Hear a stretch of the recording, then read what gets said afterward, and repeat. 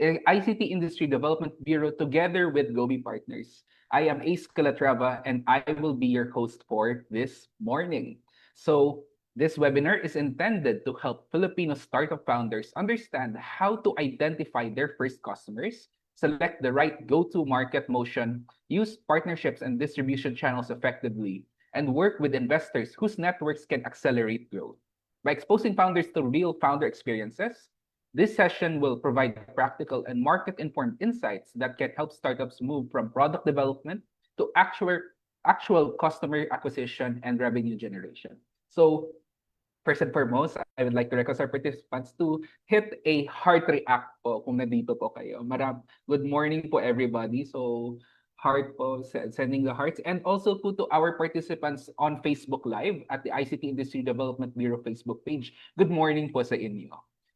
Now, before we proceed with our webinar today, let us all reflect and ask for grace to learn and grow for this morning's session.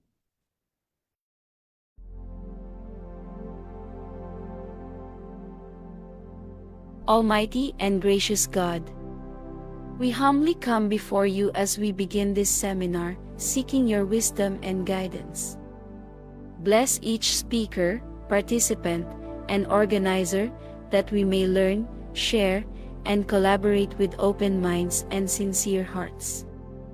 May this seminar be a platform for knowledge, growth, and meaningful discussions that will lead to positive change in our communities.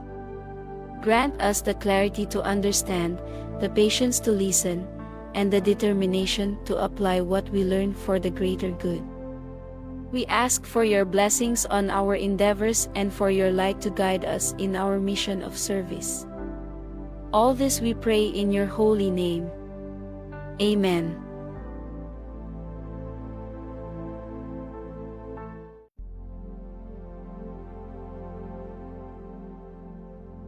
Almighty and gracious God, we humbly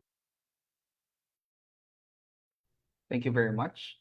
Now, before we proceed, let us remind once again of our house rules. So first, please rename to this format, participant underscore full name underscore organization. So for example, you participant underscore Juan de la Cruz underscore DICT. Next, please keep your microphones and cameras off during the duration of our webinar. And please keep our chat box and respectful and courteous, especially po sa ating live stream.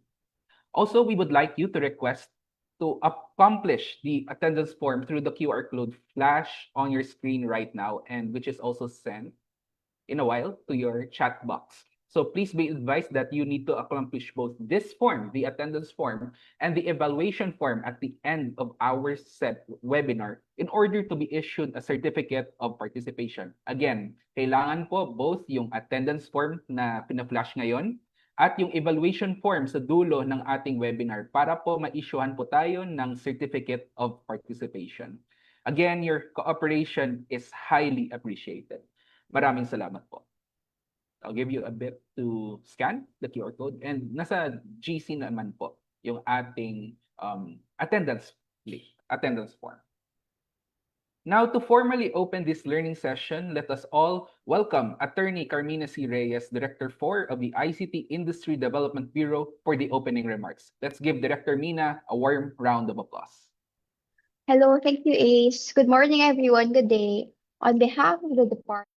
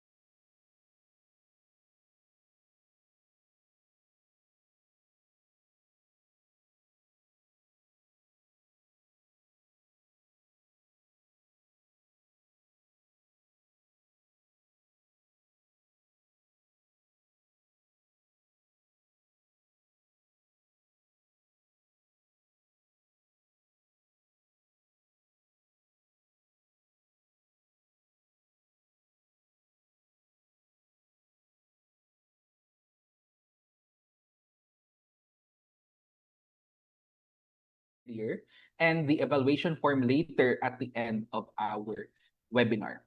Thank you very much. Now, without further ado, let's proceed with our first speaker, Ms. Mel Nava, co-founder and CEO of One Export. Annalisa Melissa Mel Nava is the CEO and founder of Zen East by One Export, an alumna of De La Salle University and the Asian Institute of Management. Mel has been dedicating most of her career to the exporting journey. She began her professional journey at Mond Nissen, Philippines, where she managed the US and European markets. After a successful tenure there, she joined YCP Solidians as a business development consultant, playing a key role in developing the export of fiber cement from Vietnam to the Philippines.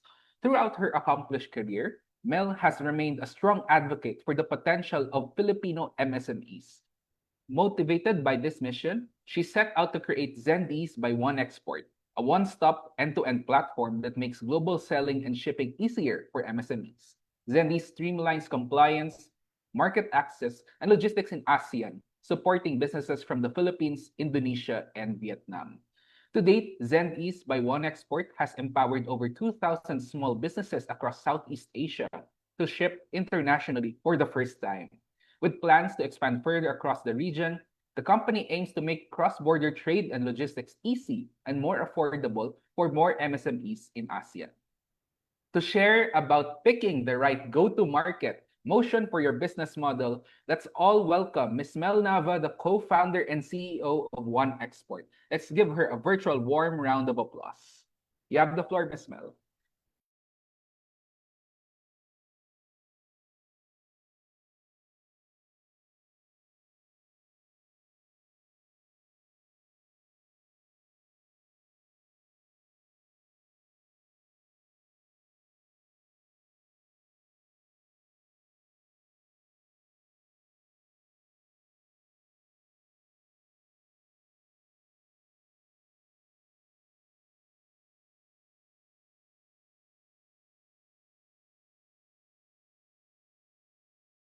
In the Philippines wanting to help businesses go global. So the name of the company is actually One Export.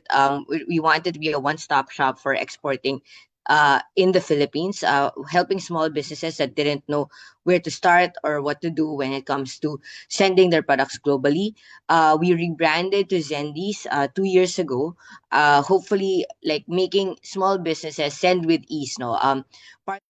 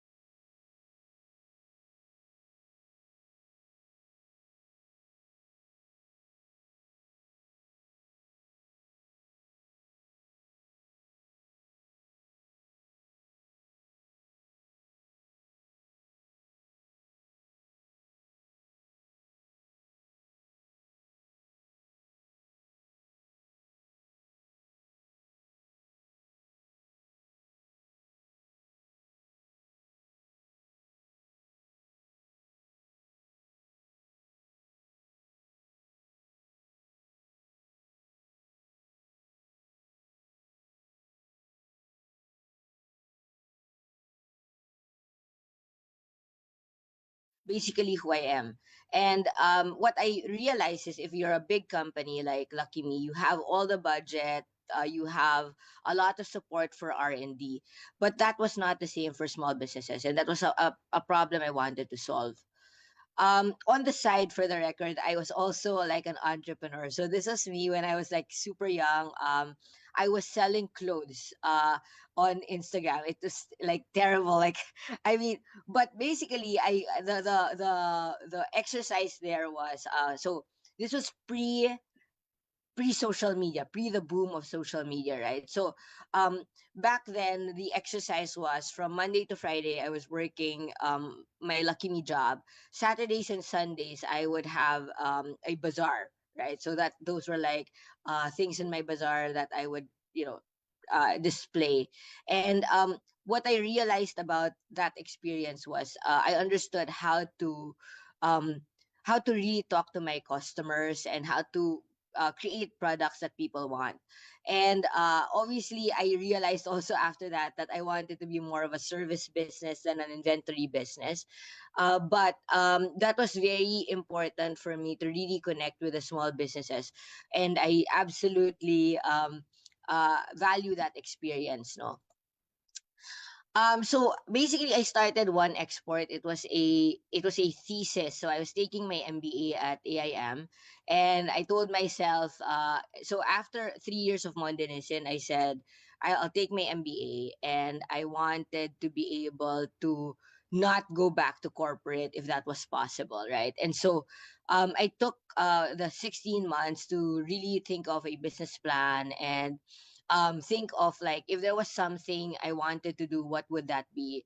I thought, if there was nothing else, I wanted to still export, and I wanted to help small businesses export.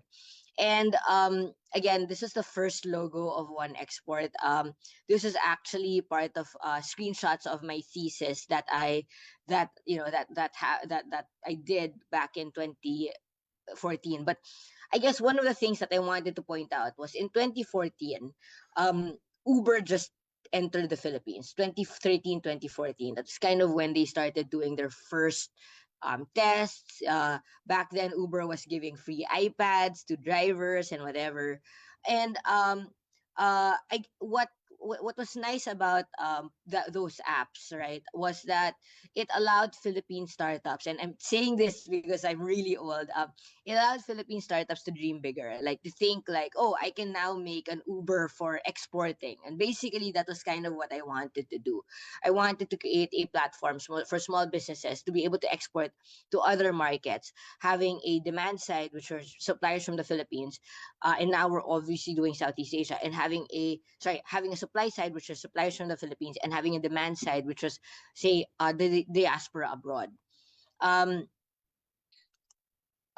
yeah.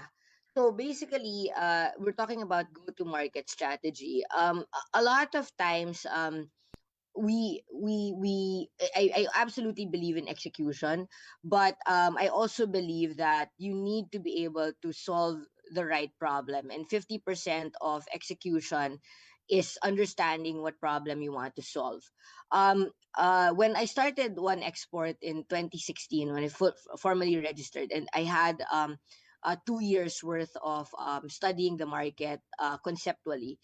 The problem again I wanted to solve back in 2014, back in 2016 is still the same problem that my company still solves to this day, which is when our mission is always helping businesses go global, right?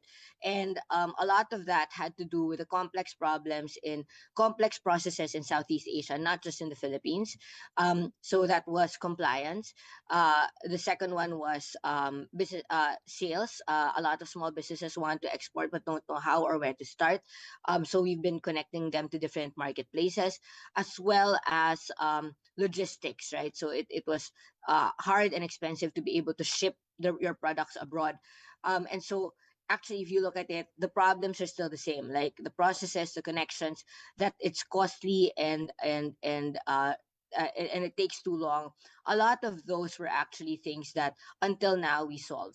And so for talking about go to market strategy, the first thing I wanted to point out is first really work on a problem that is relevant to the market and solve that problem. It has to be a very painful problem if you really want to be able to scale and grow the company.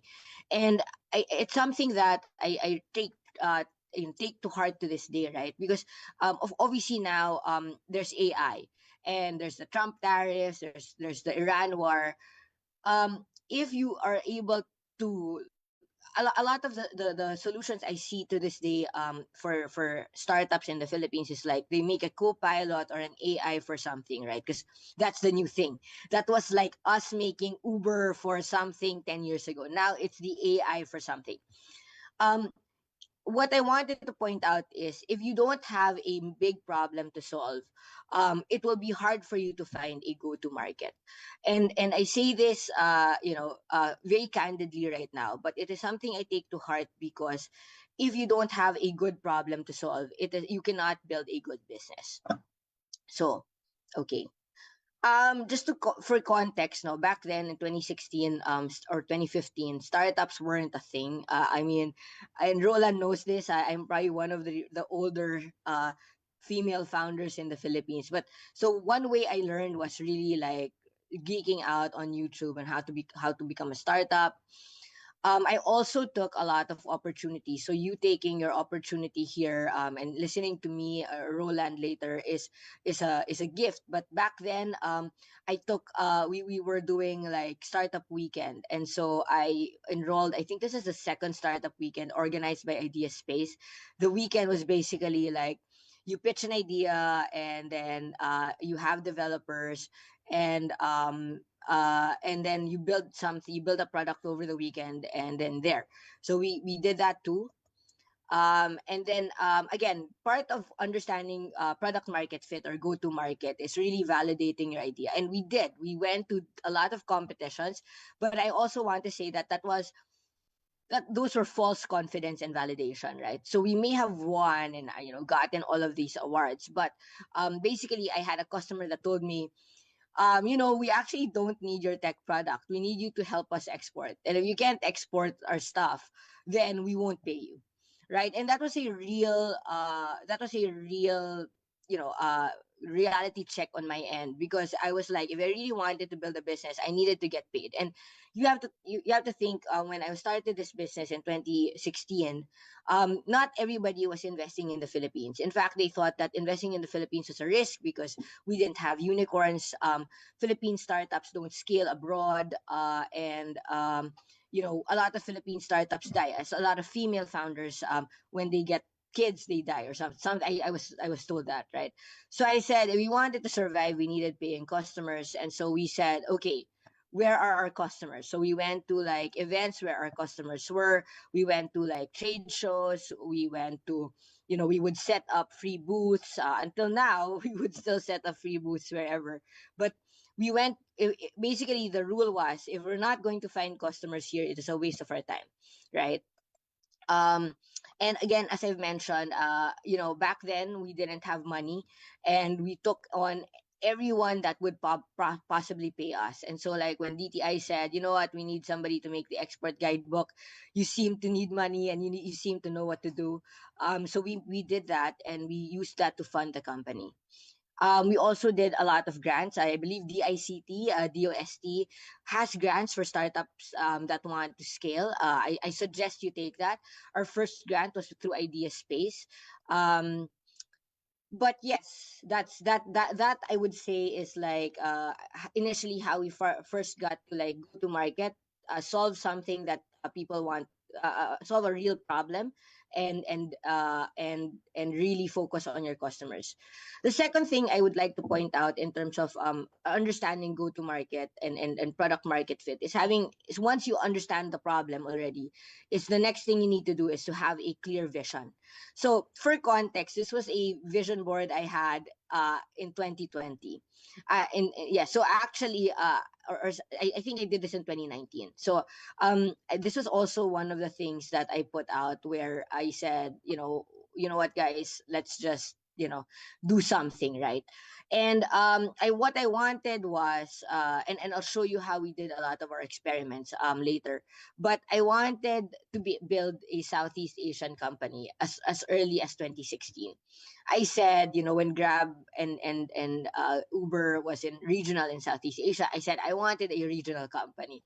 Then this was like 2016. I had no money. I was just crazy. I was like, no, we can do this. So like, I mean, this is the timeline. We started to export in Qatar after finding out what our market was. And when we had money, we actually launched a tech platform, right? So this is a vision board. I actually didn't know, but to be honest, we actually opened our first Indonesian office in 2022. And we partnered with Amazon in 2023. And I said, at some point I said, I'm going to open my Vietnam office. So we opened our Vietnam office in 2024. So it's very important to have a strong vision and mission, right?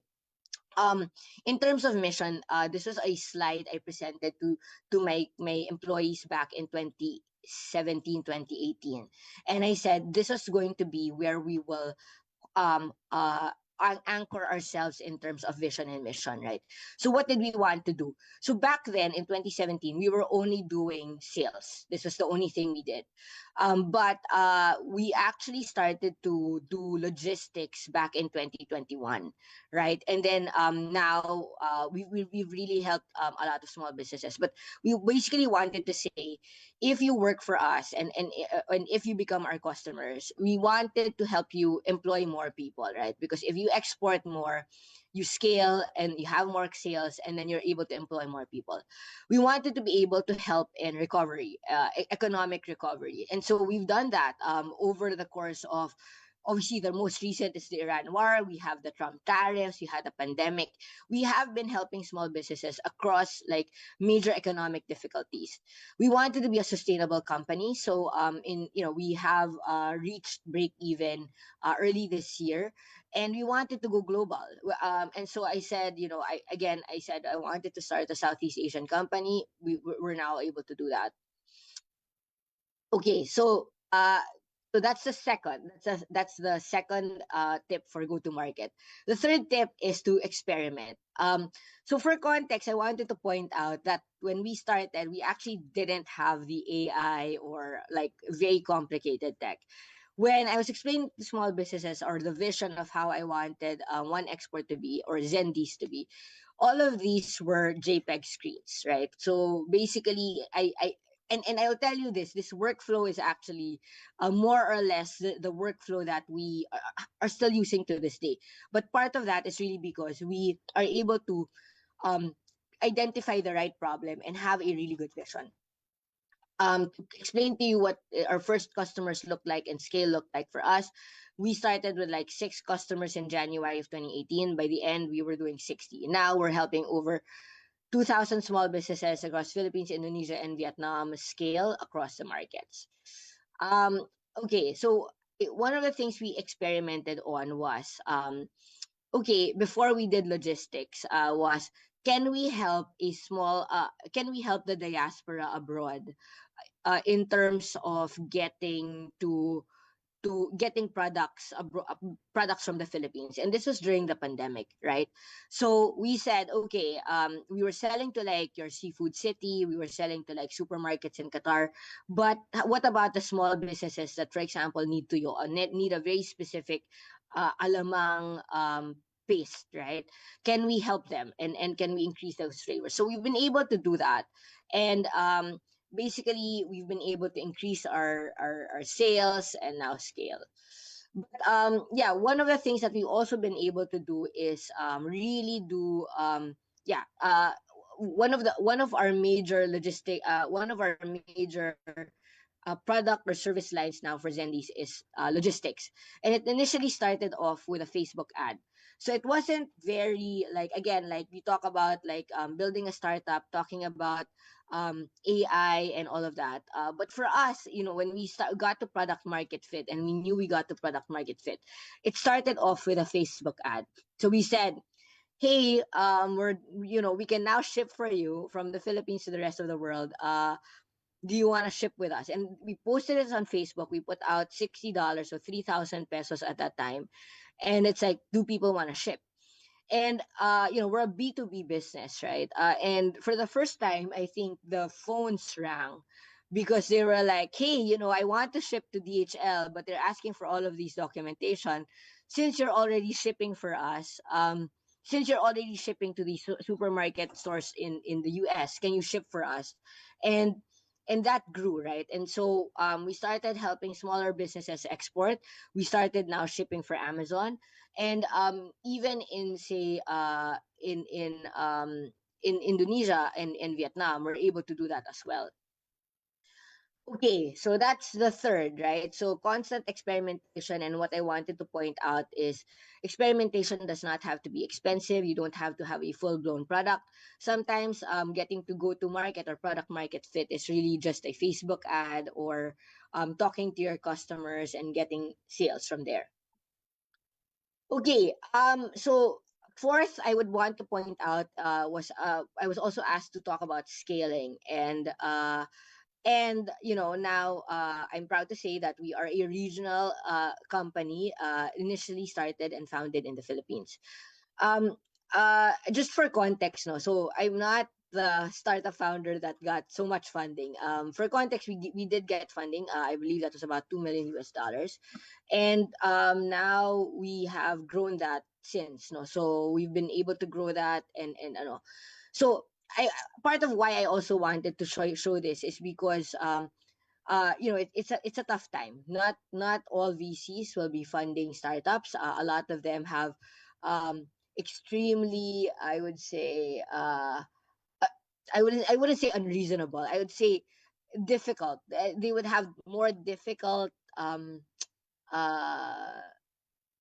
they would have more difficult criteria to be able to invest, right? So I would say if you're a startup founder during the time of the Iran war and like so many global uncertainties happening around the world, um, you would need to assume, and this is also my assumption back in 2018, 2017, was you would need to assume that you will not get funding, and that is a hard and sad reality, especially for a Philippine startup, because there are not a lot of not too many successful startups. We're not like Indonesia where they have a Gojek or a Tokopedia or a Bukalapak, right? And that is a reality I wanted to point out, not to burst anybody's bubble, but to also like for you to also know that you could still survive and thrive. And so for us, when I said I wanted to build a Southeast Asian company, and I said I wanted to open in Indonesia. I took on opportunities abroad. So I applied for an accelerator program sponsored by Gojek back in 2019. Um, and we won, and I guess like there was no money involved. I didn't get money to open an Indonesian office, but what I wanted to point out was I met people here that are still my friends to this day. I really kind of came like with like being very open and stuff like that, and a lot of the people I've met here were like they were interns or they were working for this company that ran the accelerator program, and they introduced me to like a Muslim organization here. Like so, I had a friend from that accelerator program that introduced me to one of the biggest Muslim organizations in Indonesia, and that was how we got our first sales. I worked with DTI, like, hey, we just opened here. Maybe you can connect us to some people. A lot of these things, like we didn't have the money for it. I opened Indonesia with say like 10,000 US dollars. So that was money we got from an initial investment, and we were able to grow this business. Now it's 4 years in. It's now doing uh the same as the Philippines, which we opened 10 years ago, right? And so one of the things that we've done is again take on free booths or whatever. But we started off with a very small team in Indonesia.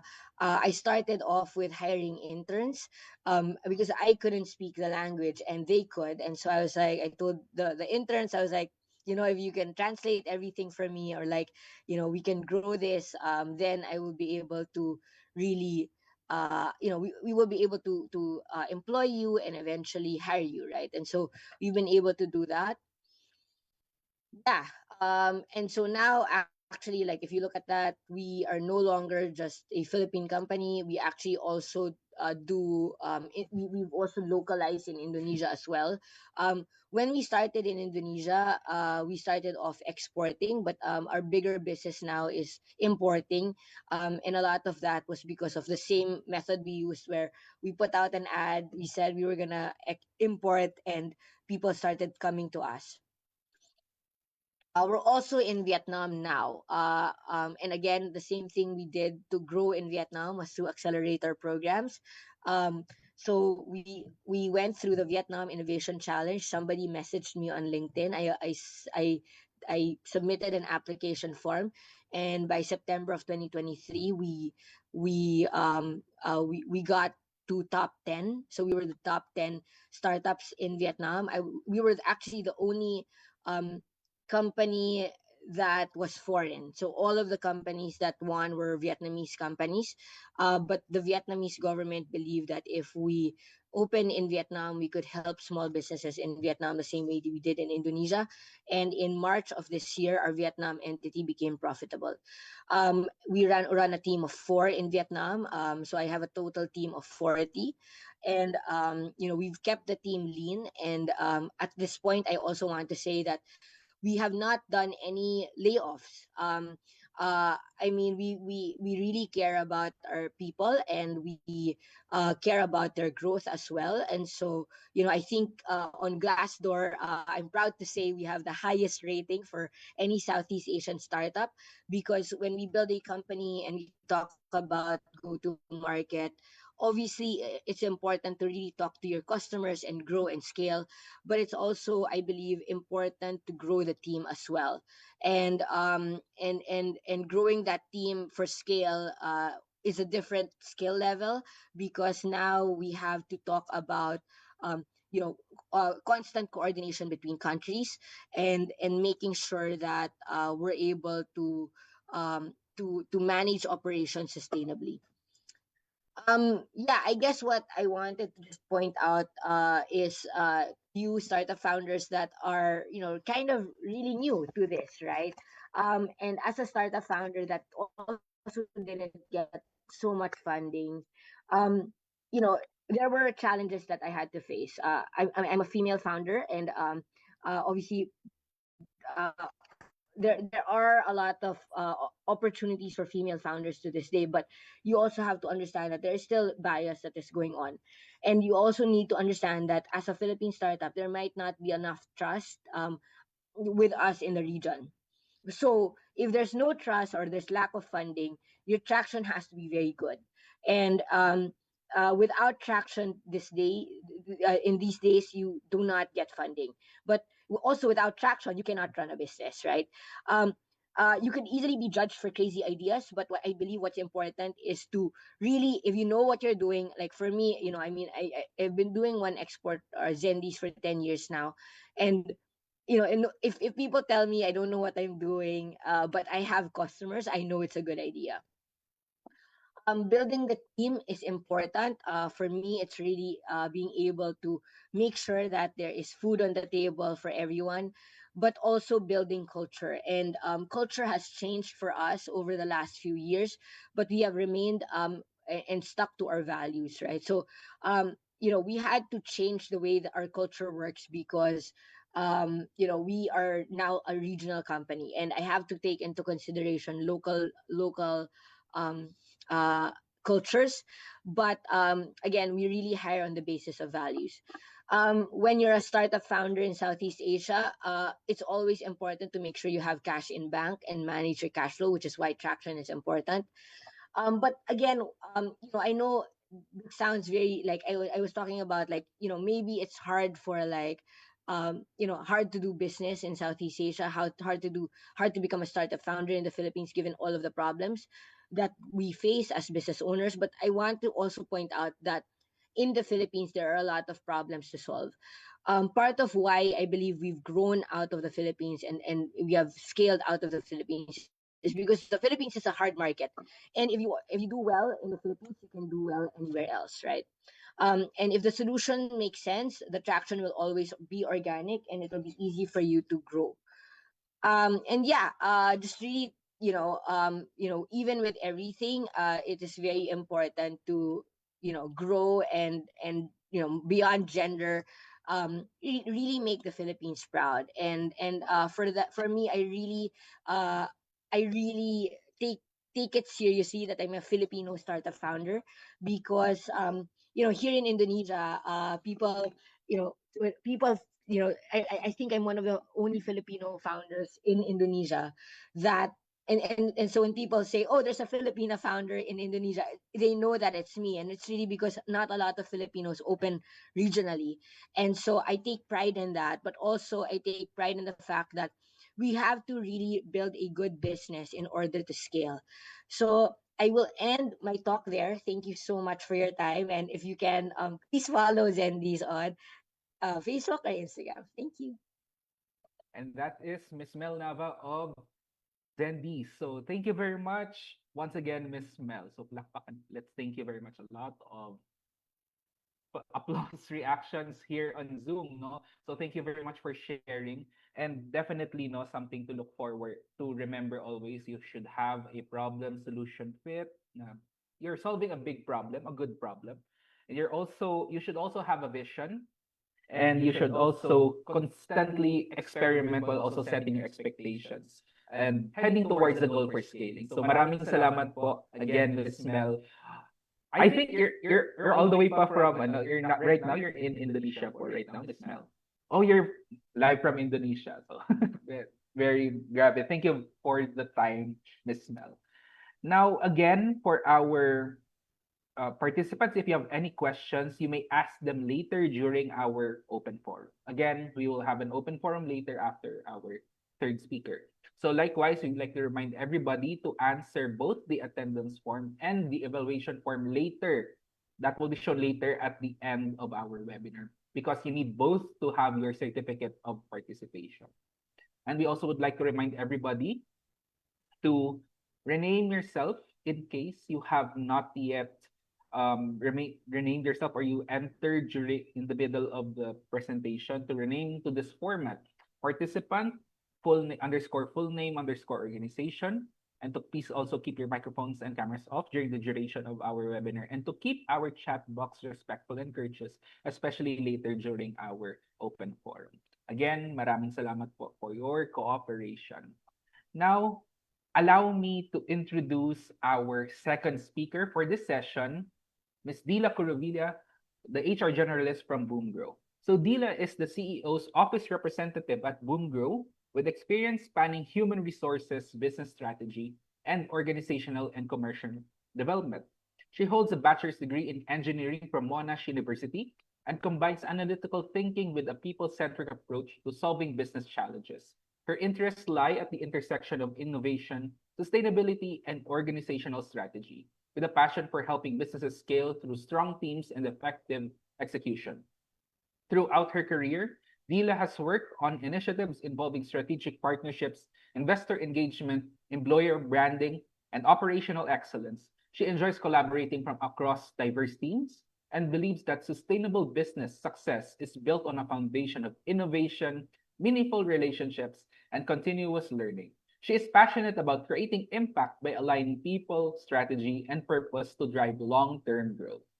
To share more about localization, why imported strategies may fail in the Philippines, let us all welcome Ms. Dila Curovilla, HR Generalist of Boomgrow. Let's give her a virtual warm round of applause.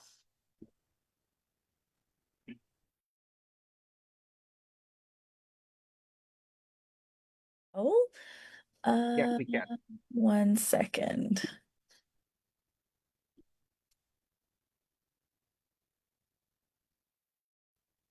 Okay, are you able to see my screen presentation? All good? Yes, we can see them. Okay, great, great. Okay, so let me just introduce myself very quickly. Thanks so much, Ace, for the introduction. I'm Dila. I'm actually a part of the CEO's office at Boomgrow. So me and my founders work very closely to help with market expansion, commercialization, and just maybe I can just give you a short overview. So our technology, we are actually an indoor farming company, and we repurpose old shipping containers that have been used, and using our own proprietary systems. We do this all in-house. We build rackings, lightings, everything is fully installed in-house, and then we ship it out directly to our client site. So we're a very B2B focused organization. And the niche that we serve is it's quite designated, the categories that we serve. But yes, through this sort of method where we've currently it's patent pending in 5 different countries. We call it our plan and forget system. So it's hydroponics, but a little bit different than your usual hydroponics that you might see, where they may have a circulating system. We've invented a new method of doing it, which we call our plan and forget system, where it's done in trays. And in this container farm, that's also something that we are currently patent pending as well. It allows us to be more modular and help us to scale, as well as saving, 95% of waste, space, water, fuel, labor. So each of these containers, it's a regular 40-foot shipping container, is operated by about just two people in each container. And the output is similar to about 1.5 acres of a traditional farm. So this is what it looks like. Just your regular 40-foot container with a small 5-foot extension at the back, just for the preparation of the vegetables, that sort of thing. But like I mentioned, of course, it's a very niche market. We are only growing, edible foods, vegetables, that kind of thing. So we're sort of limited within the F&B space, but because what we do is precision farming, so every aspect of the container farm is actually very precise, very localized, so down to temperature, your carbon dioxide levels, your nutrients in your water, everything is very hyper specific. So it allows the quality of the vegetables to be better than what you generally get in the market. And so through that, generally the clientele that we serve are higher end customers who are willing to pay more for this level of quality, 4 and 5 star hotels, and now we've ventured into more of the healthcare aspect as well. So in comparison, where hospitality may look for quality, taste, and that's why they're willing to, purchase something at a higher price.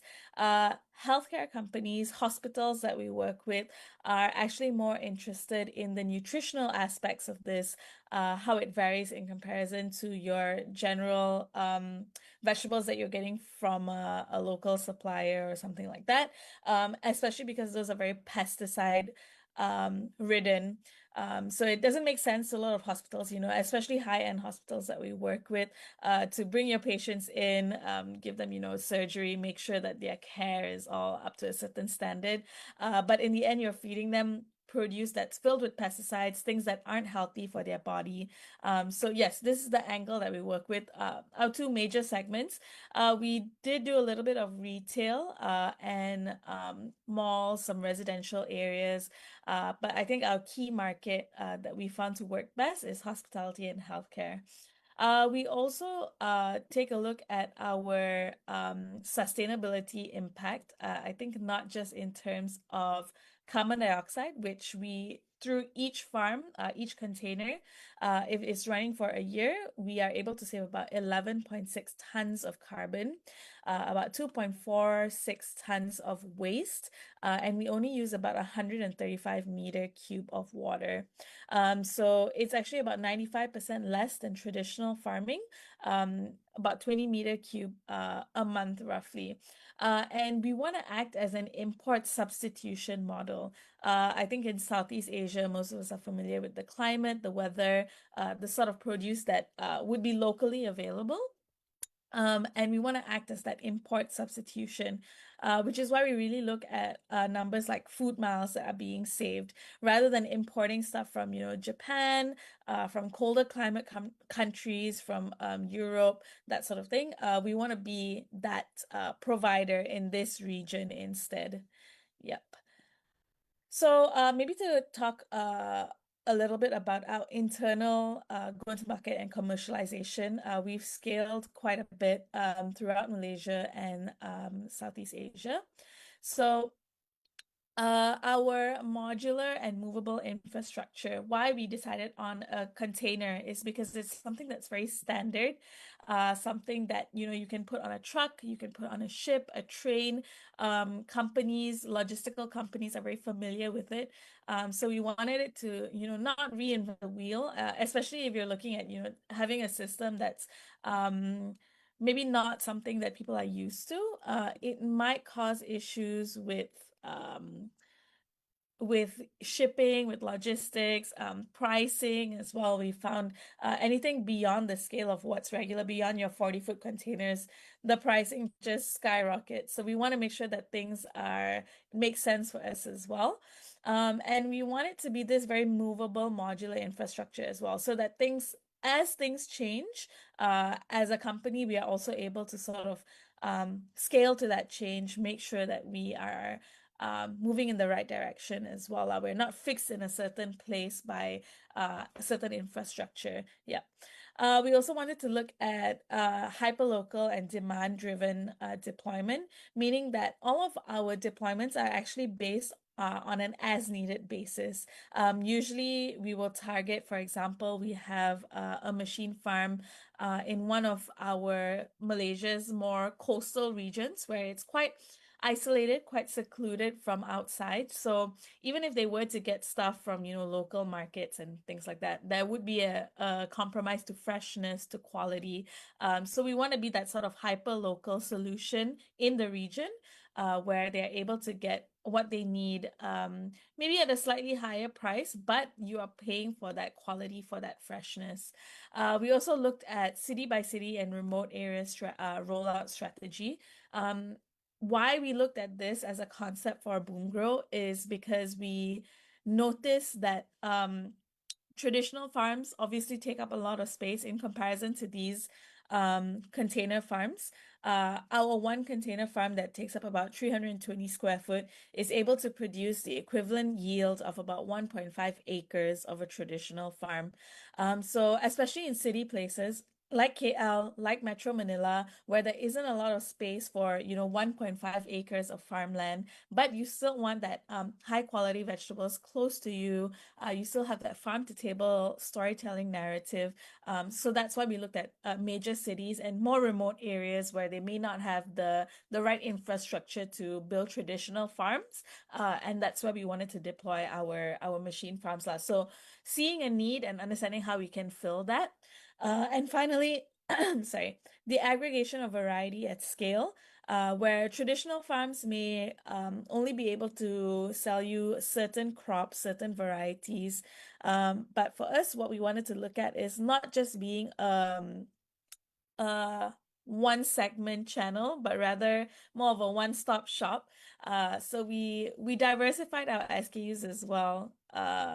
As you can see here, we initially started off with leafy greens and herbs, but eventually we sort of did a lot of R&D into microgreens. We looked into growing mushrooms, edible flowers, looking at biofortified nutrition dense produce, and right now we're doing R&D for fruits, some fruiting vegetables as well. And through that, even as we scaled in terms of our product categories, it also allowed us to scale through regions, so countries that we work with. Philippines was actually our first international expansion. And since then, we've also had expansion into Kazakhstan, and we're looking at doing another deployment in Singapore pretty soon. But industries as well. So initially we were just doing hospitality, but we managed to connect with a lot of F&B property developers, and right now healthcare and pharmaceutical companies. after building that sort of brand name for yourself within the hospitality industry, that within Malaysia, we've sort of built that brand awareness. So more clients come to engage with us as well, lah. Yeah. So yeah, like I mentioned, the 4 countries that we've actually localized to. Malaysia, of course, is our home market where we initially validated our business model. We have a very strong understanding of local consumer behavior. And of course, we were supported by Gobi as well. They helped us to build credibility, helped to introduce us to certain strategic partners and investors as well, which helped us to get a kickstart in the market also lah. In the Philippines, I think the key takeaway is that we learned that relationships and trust are very critical to winning customers. I think Filipino people are very friendly, much friendlier than Malaysians, I would say. And it's about having that long-term relationship, having that sort of trust in a brand, in a company that engages Filipinos to actually buy a certain product or something that's from your brand. But I think it was definitely an interesting challenge for us, even as we scale from Malaysia, then to the Philippines, then to Kazakhstan. Each region that you expand into has its own unique lessons that you would be able to learn. Like, for example, Kazakhstan, the ideology there is just very different. I think in each country there is that aspect where the ideology is very different, and you have to learn how to kind of figure out how to best resonate with the consumer base, not just consumer base, but with the staff there, with the teams there, and with Singapore as well. I think they have a lot of rules, regulations, that sort of thing. So we always wanted to make sure that whatever we're doing, where in Malaysia and the Philippines things may be a bit more lax, but in Singapore, because of how tight the spaces are, how little area they have, their regulation is very top notch. So we wanted to make sure that it's everything is by the book, A to Z. You need to make sure you've dotted all your I's and crossed all your T's. Yeah. So maybe just comparing the Malaysian market against the Philippines, and how we kind of adapted our business strategy coming from Malaysia and expanding into the Philippines. So just in general, first, what we've observed, not necessarily from our company, but the general observation of how a mass market works versus what may be slightly different in the Philippines, where mass markets may cater more towards product-led growth, where in the Philippines, you may not be able to rely specifically on the product to speak for itself. It needs a lot of the narrative, a lot of the relationship building, especially in B2B deals. The product is important, I would say, but the relationship that you build with the client is equally as important. And I think as a result, that all sort of builds into the rest of the strategies, where typically here in Malaysia, we would spend a lot of time on digital marketing, time and money on digital marketing, where I think in Malaysia, the sort of strategy here is to have a high quantity. So when you're building your sales funnel, although your conversion percentage may be a little bit lower, but there's still enough revenue because you're able to garner a wide audience with your sales funnel. But I think in comparison to the Philippines, that spend on digital marketing, that spend on acquisition or advertising space, needs to be more nurtured, more catered specifically to the demographic, to the audience that you're trying to serve, which means your conversion percentage will actually be higher. But in this case, you're not going to have that very wide sales funnel as well. There's pros and cons to each, and I think that's what we found in our experience moving into the Philippines. Subscription first models as well. I think spending power in comparison, Malaysia and the Philippines is also quite different. So where a subscription first model may work in Malaysia, usually what we found in the Philippines is that people are more reliant on like cash heavy invoices or sales. Same with direct to customer, making sure that the messaging is there, the messaging is right, rather than just trying to go through social media or digital platform. There needs to be trust in the region first. And yeah, coming back to the same point again, scaling paid acquisition. Of course, it's important using paid acquisition, but at the end of the day, you want to make sure that it's targeted. That is a vision that you're working towards, lah, basically. Yep. So local realities that we came across as we were scaling. Business relationships. I think I've mentioned it quite a few times. That's one of the most important parts that we found as we scaled into the Philippines. Business relationships and customer behavior. Having those partners, having the right partners, having the right people in place as we scaled, as we grew, I think was key to our success in the Philippines.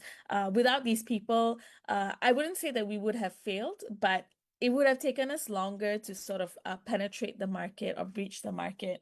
And I think building these relationships are very, very important, especially maybe you might not know the right person right off the bat, but I think having that network, having that connection is very important. One person introduces you to the other until eventually you're in the right place at the right time with the right people to get your foot in the door. And I think that's what happened with us. We met with quite a few different potential clients, potential investors as well. But we wanted to make sure that we were working with the right people for us who could get us into the right doors as well.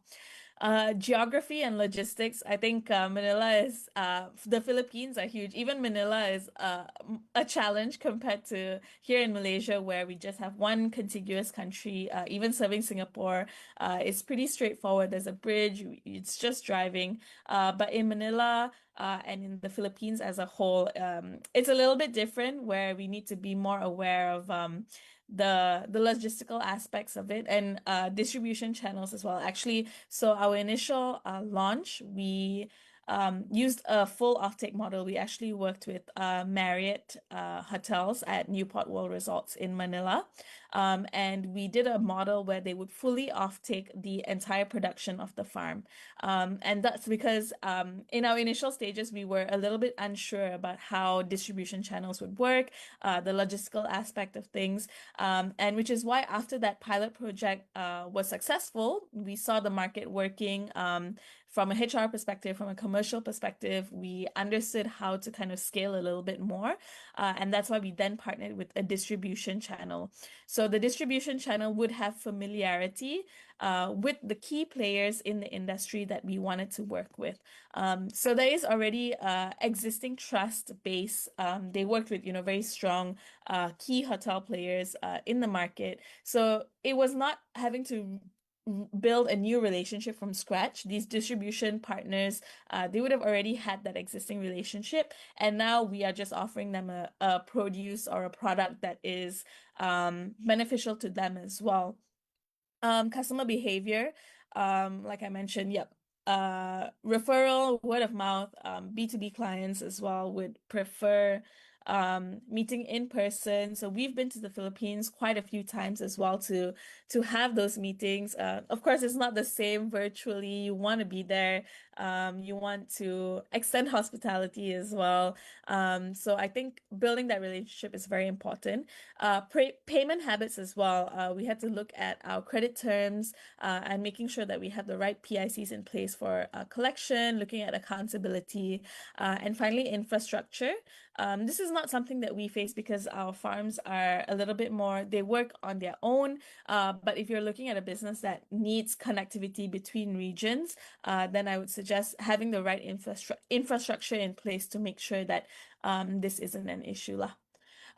Yes, we did have to adapt the product a little bit as well as we moved from Malaysia to the Philippines. We wanted to address the pain points in the market instead of just assuming the pain points would be similar to what we face in Malaysia.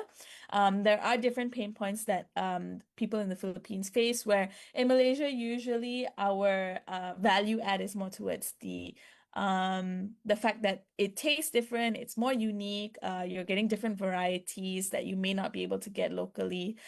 In the Philippines, it's about food security, food safety, especially, with a country that's so climate dependent, the weather can be unpredictable. So we want to be there to add that consistency.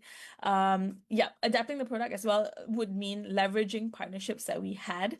So it couldn't just be us promoting our product without understanding how to um, change the narrative to what would fit in the Philippines. And we actually did this through our partnership with our initial pilot program. One of the GMs of Marriott Manila actually partnered with us to open up a sister company, and we've scaled even more through that. But through that partnership, it's helped us to kind of understand how to change our narrative a little bit more to what resonates more with people in the Philippines. High touch engagement, I think I mentioned earlier as well. Social media, digital channels may not be, it will be effective, but it cannot be the only outreach that is that you're spending time and money doing. It needs to be very on the ground. There needs to be a lot of word of mouth brand awareness, I think, before people start purchasing your products. And finally, testing things out. I think we are all very grateful on our end that we started off with a pilot operation first, before, going full scale into things and just trying to invest and dump a lot of money into a project that may or may not have worked. Like I mentioned, it was our first international expansion, so we were very cautious. We were very wary about what could and couldn't work. And finally, when it did work, we did our first initial pilot program. That's when we said, this works to scale. Let's move it up. Let's move things forward.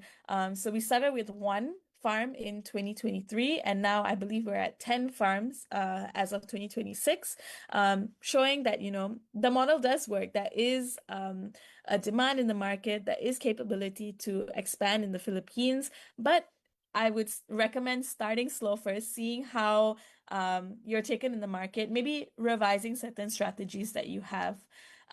What carried over for us, things that we could translate. I think the core value proposition, of course, was very important. Consistent quality, food safety, reliable supply. Of course, these are the core value propositions of the machine farm, and I think that doesn't change. The other thing that we could translate over was our technology platform. So even with the sister company that we work with, we actually license our technology to them. So all of our technology, our operating system, our engineering is all done in-house, fully in-house. We are the proprietors of all of the information. But because we found that foundational aspect to be very, very important, which is why we license it out to our sister company as well. And they pay us a small fee for that. But I think the foundational aspect of it, the on-ground how it's working, the ethos of it, that doesn't change. That's why the core value doesn't change, the technology doesn't change, because that has worked here. But what would change as you move to a new market is familiarizing yourself with a new sales process.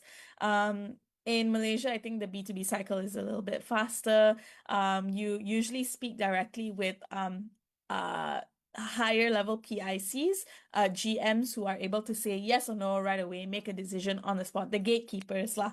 But as you move to the Philippines, I think there are more layers in which you need to work through till eventually you get to the right PIC or the gatekeeper who can make a decision yes or no. But I think that's equally as important. It's not just important to build a relationship at, the yes or no level.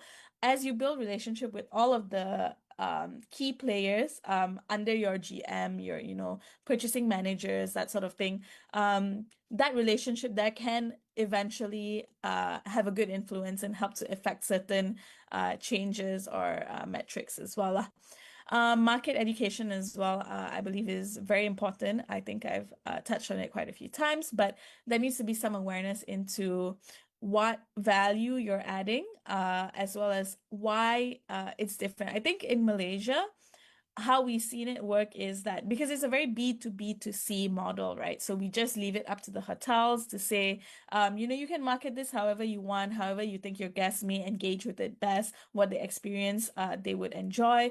But when we are moving to the Philippines, we work very closely with the hotels to say this is how the narrative should be. This is what would best engage with the guests who are coming into hotels. So a lot more partnership, a lot more awareness, and I think the thing that we really had to change as we scale from Malaysia to the Philippines is our distribution model. Over here, we just use trucks, back and forth, but that is not the best solution in the Philippines.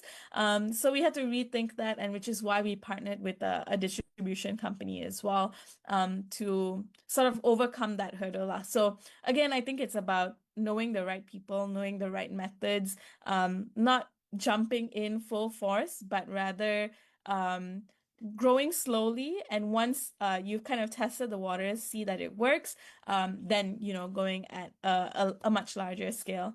So just some lessons for Southeast Asia. If any of the founders here are planning to scale either outside of the Philippines to Malaysia, that sort of thing. Market first, I think, is very important. Doing your research, understanding local customer trends, buying trends, if you're a B2B business, how businesses spend, what's important to them, and partnerships, having the right people in place. And if you don't, take that time till you eventually build the right network of people, till you have a group of people that you can trust.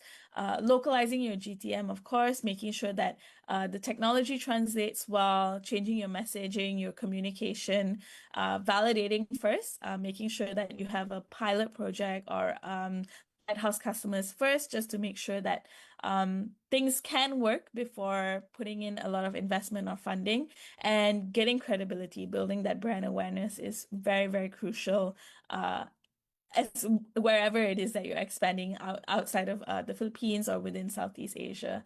Yeah, and I think that's more or less it on my part. Thank you very much for your time. I'm really glad to be a part of this session.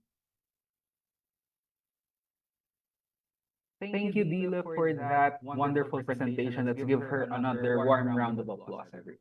So indeed, when you're trying to go formulate your local go-to-market strategy, definitely you have to consider expectations. You have to manage your expectations. You have to learn more about the people in the particular market, and definitely learn. We should know how to build trust and to create our network in the area. So thank you very much again, Dila, for that wonderful lesson that you or insights you have shared to us here today. So again, we will like to remind everybody that if you have any questions, we will be having an open forum later this morning after our third speaker. And again, we remind everybody to rename to first, by the way, answer the attendance form if you have not done so. And as mentioned earlier, the certificate of participation will only be given to those who have completed both the attendance and the evaluation form, which will be flashed later at the end of our webinar. So also, please, for if you have just joined us, please rename to this format: participant underscore full name underscore organization. And please be reminded to keep your cameras and microphones off, and to please keep our chat box respectful and courteous. All right, so we're heading to our last but definitely not the least speaker for this session, who is Roland Ross, the founder of Kumu. Roland Ross is the founder of Kumu, one of the Philippines' leading consumer technology companies with over 18 million registered users worldwide. Kumu's entrepreneurial journey became the first Philippine startup to be featured as a case study at the Stanford Graduate School of Business. He's also a presidentially appointed director of the Development Bank of the Philippines, DCI Incorporated, a trustee of the Child Protection Network, and the director of NextGen Advocate Foundation. Roland is passionate about building technology businesses that solve meaningful problems and create opportunities for Filipinos. To share about cracking distribution and customer acquisition early, let's all welcome Mr. Roland Ross, the founder of Kumu. Let's give him a virtual warm round of applause. Awesome. Hi, everyone. Hello, hello, hello. Thank you for having me. I really appreciate it. Mel, you have a lot of really amazing slides. I only have 3 slides with text, so we'll go there. One thing I wanted to really stress about what Mel was talking about, and it's true, right? Aushi's Indonesia. And speaking from personal experience, Kumu has raised over $100 million. We peaked at around a $300 million value. And a lot of that chasing this whole idea of a unicorn, one thing I've learned now, and one thing I really want to share is something I feel like is a lot more sustainable, especially for those. I have a huge heart for other entrepreneurs who want to start a company here in the Philippines. And rather than focusing on unicorn, I talk about what I call a carabao. Kumu has since really settled into a place of sustainability, focusing on a key community that we're doing quite well with. And um, I truly believe that, we haven't really seen like a unicorn, but I think there is a lot of high based off of what we've been able to do, build a lot of $100 million value companies. For example, Akumu, something that generates over 1 billion pesos a month in revenue and it's cash flow positive. Another company that I had invested in and we support is a company called Pickup Coffee, which is also valued at over $100 million. Just recently launched a healthcare startup that's now going to be worth over $100 million. So now that's three for three, and now we have a fourth startup that's been quietly executing in the renewable energy space that's about to raise $20 million that will be raising at $100 million value, and then an AI enabled startup that Kumu is a majority shareholder that will be worth $100 million. So here we see five cases of companies worth $100 million, but in a sustainable way, not pushing for this $1 billion thing, but really focusing on the core problems and understanding what it means to build a business of value in the Philippines. So for this first slide, I wanted to share some of my learnings of the ups and downs and the turnarounds that was featured in Stanford of Kumu, and just really spending a lot of time with entrepreneurs, acting as a psychologist for entrepreneurs who want to give up here. And I think number one is the Philippines requires a different go-to-market playbook. And something that Dila was actually just talking about as well is this really understanding distribution being just as important as understanding your customer. And I'm going to be completely straight. A lot of that is because of relationships, like what Dila was saying earlier. And so let's take a step back because I want to spend some time on this first point. When you're going to launch a business, you have to understand your market. So when you look at the Philippines is a $500 billion economy. So if you have notes, you can just write Philippines, $500 billion. And this $500 billion GDP grows roughly around 5 to 7% a year.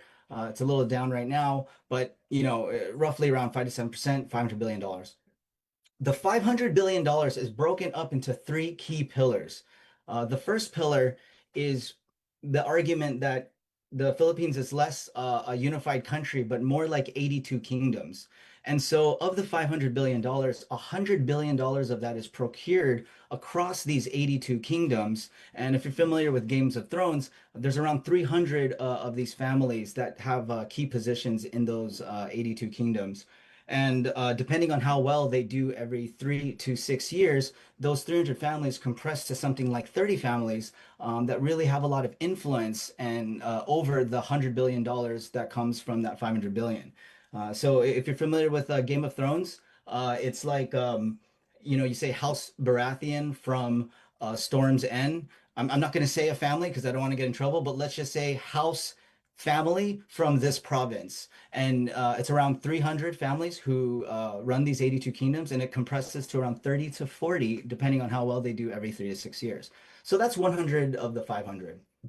Around $200 billion of that influence comes from 30 families who I would say you would call them on the conglomerate. So if you look at the Forbes richest list, these are major families who work closely with the political families. And what they do is they own the banks, the infrastructure, the malls, those types of things. I don't have to say their last names, but there's around 30 of them. And if you look at their companies, they own airlines, banks, real estate. It's just the whole nine yards. And then so you have 100 to 200. So now you have a remaining $200 billion. And that's a lot of it. A lot of that influence comes from 300,000 merchant families who many of them of these merchant families who procure on a specific niche industry or in buy, sell, trade, or customs and those types of things, um, trace their historical roots to a province in China called Fujian province in China.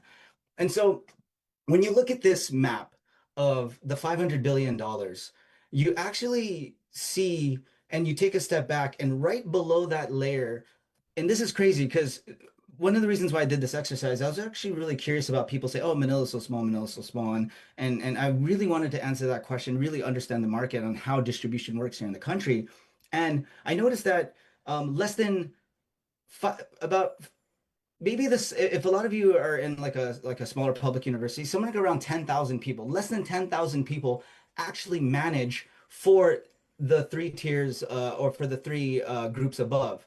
So, from the government side, whether that's what you call a little mayor, mayor, secretary, undersecretary, ASEC, those types of things, governors, and those types of things, they have a lot of influence over where this procurement and what is distributed to the rest of the country, right? So there's that. And then underneath the conglomerates, you have a lot of the business unit heads. You have a lot of managers, really great, talented managers like Ernest Koo types who manage the business on behalf of that particular family. Or a lot of times it'll be a child or a like relative or something like that, business unit heads. And then on the other side, you see a lot of folks who actually are running businesses for international business. So like the CEO of Unilever, the CEO of Coca-Cola, the CEO of Google, and those types of things. And so when you aggregate that, there's actually less than 10,000 people who manage the entire $500 billion economy. And so as I was trying to understand how to launch a successful business in the country, there's another layer there because if they're separated by these three things, how do they cross-pollinate amongst each other? And a lot of those things, as you map out and you start understanding the business you want to launch in the Philippines, you notice that there's a layer of cross-pollination for the three tiers of families here is you have the high school. So a lot of the high schools, for example, whether it's an international school, Manila, Brent, Xavier High School, and those types of things. What business group are you? Are you a part of YPO, EO, those types of things? Endeavor, Makati Business Club. Are you a member of a private club like Manila Polo? Manila House and Whack Whack and those types of things. And here's the part, and this is why want to be completely frank. I am a son of a single mom. I come from a middle class family. So coming here from the Philippines, I am not that. My last name's not that. I don't have any of that. And so, like, how do you break through that? And there's this last layer of box that allows you to kind of cross-pollinate. And from there, it's a combination of whether you went to a US, UK, or a Singapore university. Did you actually serve as an employee of one of those families? Did you work at Unilever? Did you work at Globe or those types of things to allow you to build those networks and relationships to go there? Were you a part of BCG, McKinsey, those types of things? Or, are you someone like me, like a sea turtle, someone who found a passion, or someone who came from abroad, got international experience, and came back home? And so there's your $500 billion, right? And what's really interesting is you have less than 10,000 people managing this whole thing. And there's a layer, which is the most important layer that employs most of the Filipinos in this country is the small business, the SME sector, which is around 6 million business owners. They are the lifeblood of this country. And they serve as the layer that connects you to the rest of the 110 million people. And so you have this layer and you have an option of either, I call it the UTAM, total addressable market. It's something that Lightspeed Ventures put together is in this $500 billion economy, you either build for the affluent or you build for everyone else because the middle is so small that the middle actually aspiringly purchases products above their class, or they go to like a Robinsons or SM every day. So you might as well just either build for everyone or build for the affluent. So now that you kind of have this kind of idea of how that works, I wanted to tell a personal story, right? That's like, okay, so how did I was able to kind of get into this thing? And I remember I was interested. I was an aspiring. I was actually in your seat, exactly what you were doing. But I went to like a I was a scholar because we I couldn't afford private school, so I got into the equivalent of the University of the Philippines, but in the U.S. It's called the University of California. So I got a scholarship to go and those types of things, and I was really interested in starting a startup just like a lot of the people in this room. And I was really inspired by a entrepreneur. His name is Dado Banatao. He is a venture capitalist, a legendary venture capitalist who did a lot of things. And he created a foundation. Now it's called PhilDev, but as they were transitioning, it used to be called Ayala Foundation. And so when I went to this gala, I was very surprised to see a lot of these things. You know, it's the first time I ever met a member of the Ayala family, Fernando Zubelde Ayala, those types of things. And I was like, oh, wow, you know, I met my first senator, those types of things. And again, I'm on the outside. I'm just, no one knows who I am. I'm just a person who wants to start a business. And but the thing is, my brother is a chef, and so there was a year where I built a relationship. Right, Dilo was talking about relationship. I built a relationship with Phil Dev Foundation, and um, I was able to get into a situation where I was able to offer my brother to be the caterer, you know, to serve the food of their not their fundraising dinner.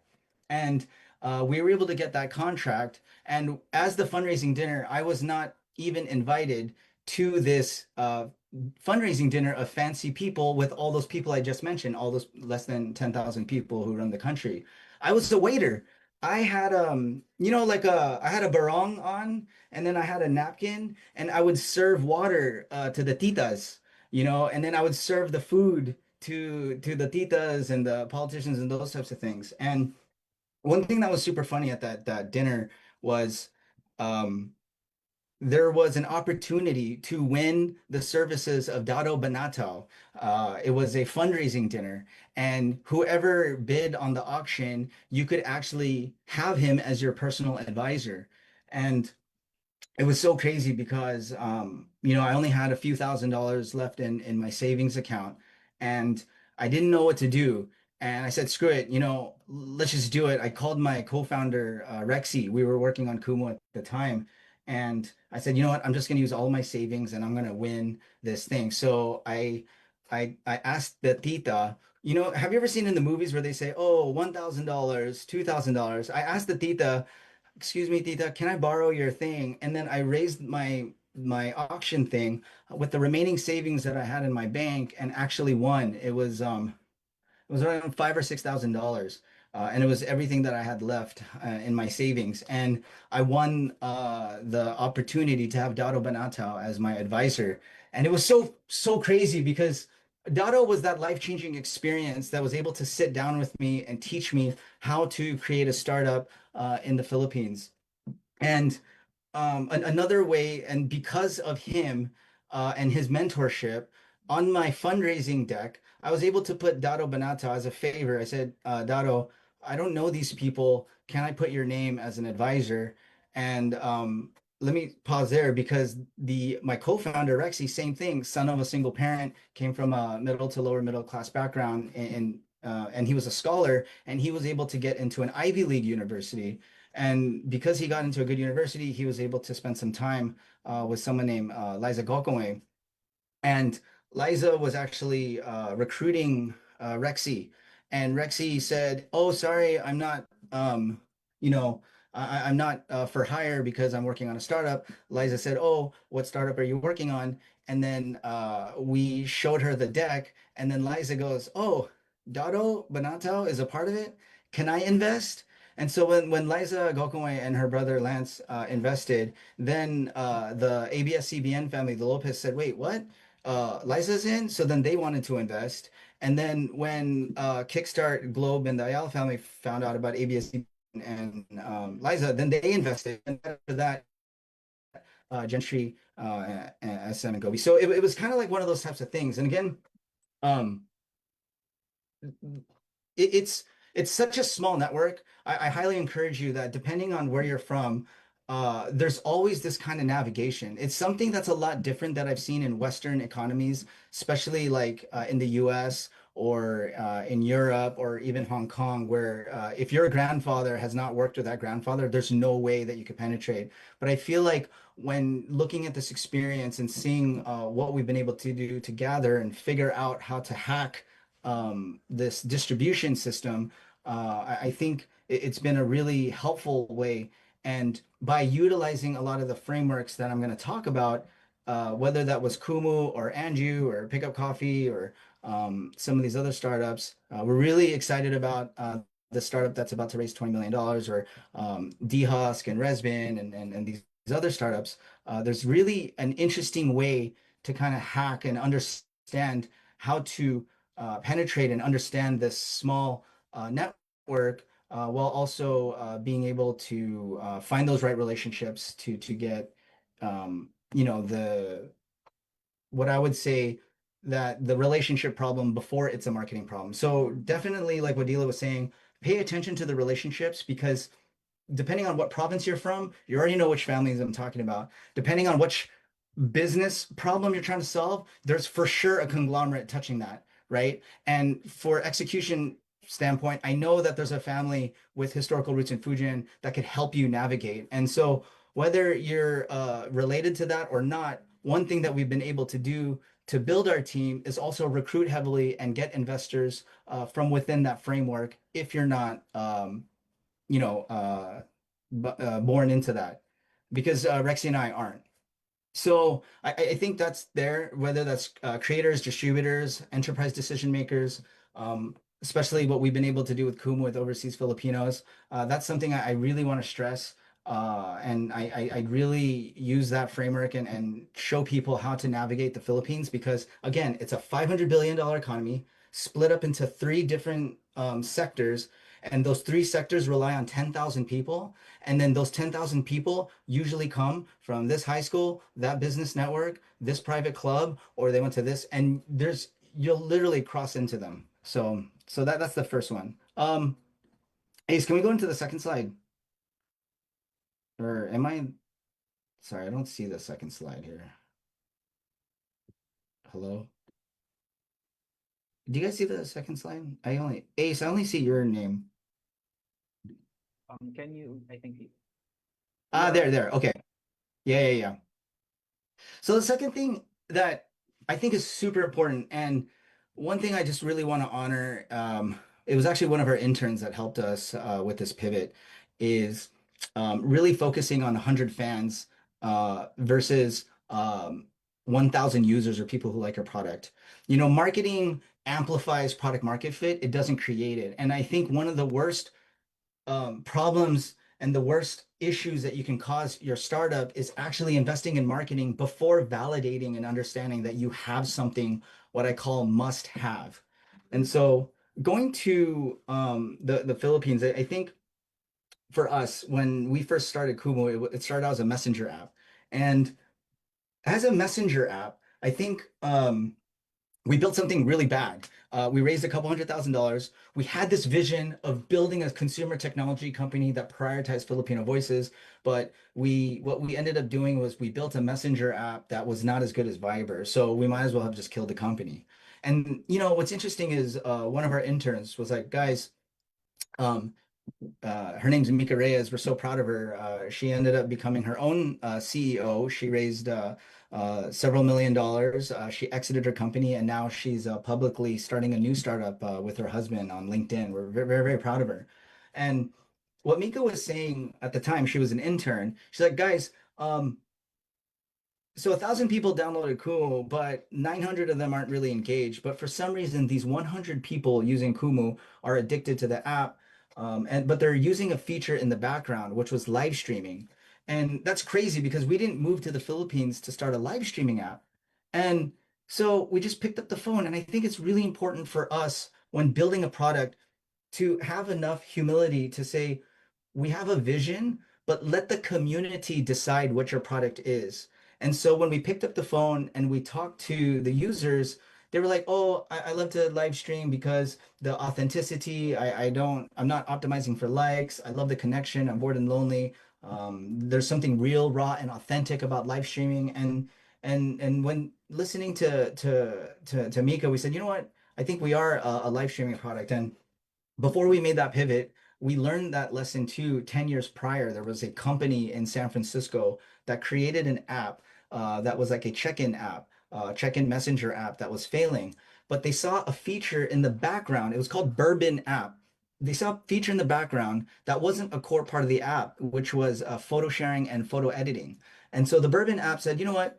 Let's just scratch the check-in and messenger app and let's just focus on photo sharing and photo editing. And so they switched and pivoted and became a photo sharing and photo editing app. And then they changed their name from Bourbon to Instagram. And then within the few years, Facebook had bought them for over $1 billion. And so when looking at that, we realized with Mika's help that a lot of times we have a business idea, but when you have a business idea and you want to solve a particular problem, it's very important to talk to the users and understand the aha moment and why they love it. And I would rather focus on 100 people who love your business versus 1,000 people who kind of like it. And there's a survey there called the must-have survey that's super important. And one of the things that you do after you receive a certain amount of users is you conduct what you call a must-have survey.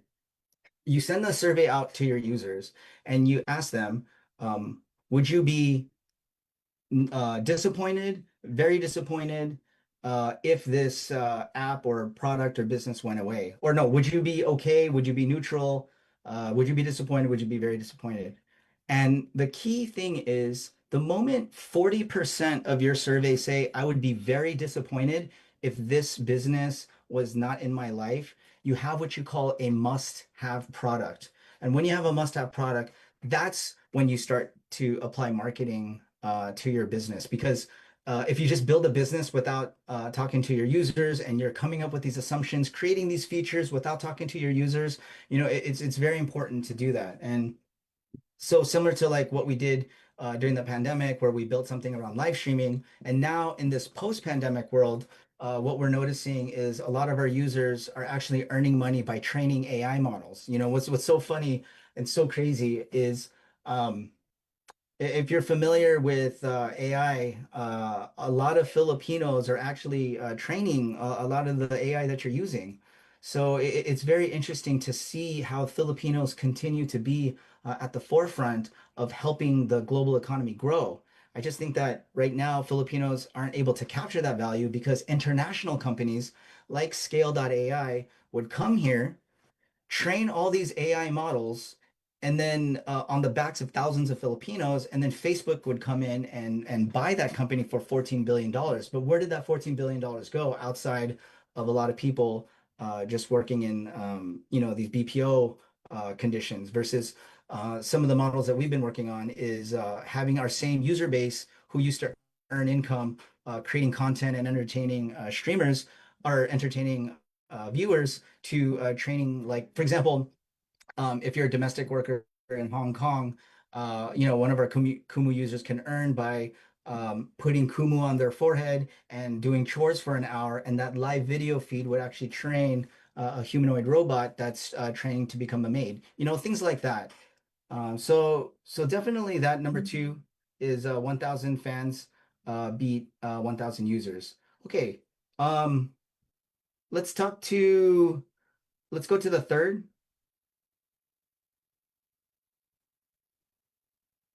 slide. Okay. Now, so the first slide was more around, okay, understanding the market, understanding how relationships work, and really solving that distribution problem. Number two was really building a must-have product and letting your community define what your product is. And then third here, I think it's really important to acquire better customers, not more customers, because I think the best growth comes from improving both. If you're not familiar with CAC and LTV, is your customer acquisition costs and the lifetime value of your users. So some quick hacks that we've learned. Number one, I think we tend to over index on influencers without actually understanding how influence works. So, what's a good example? I'm not going to say the celebrity, but let's just say you see a celebrity with like 20 million followers, blah, blah, blah, blah. But not enough people are actually saying, oh, and they're spending millions and millions of pesos per month engaging that influencer with 20 million followers and those types of things. And from the CAC to LTV ratio, surprisingly, a lot of these influencers maybe might not have that type of influence. So, uh, people would look at likes, but likes are easy to gain now, right?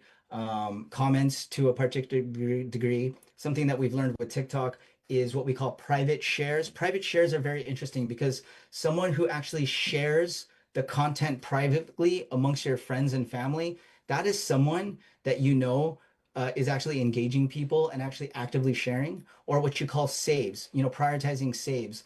If someone is saving the content, that means they're actually revisiting that content.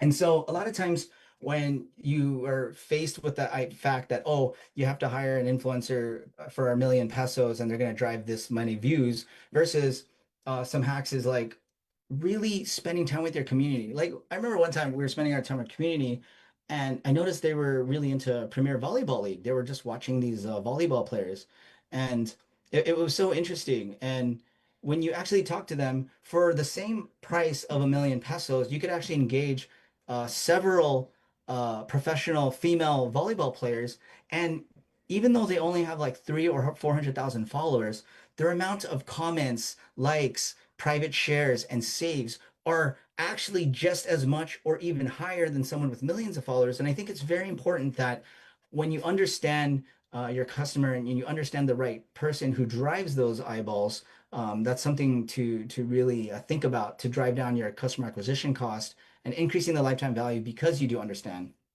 Um, Another hack I've also noticed, I saw in the viewers that there's quite a bit of overseas Filipinos, and that's another thing that's so beautiful about the Philippine economy is that here you have these 10,000 people who manage this $500 billion economy of 110 million people. So 500 billion right here, there's 10 million plus Filipinos who drive almost as much value.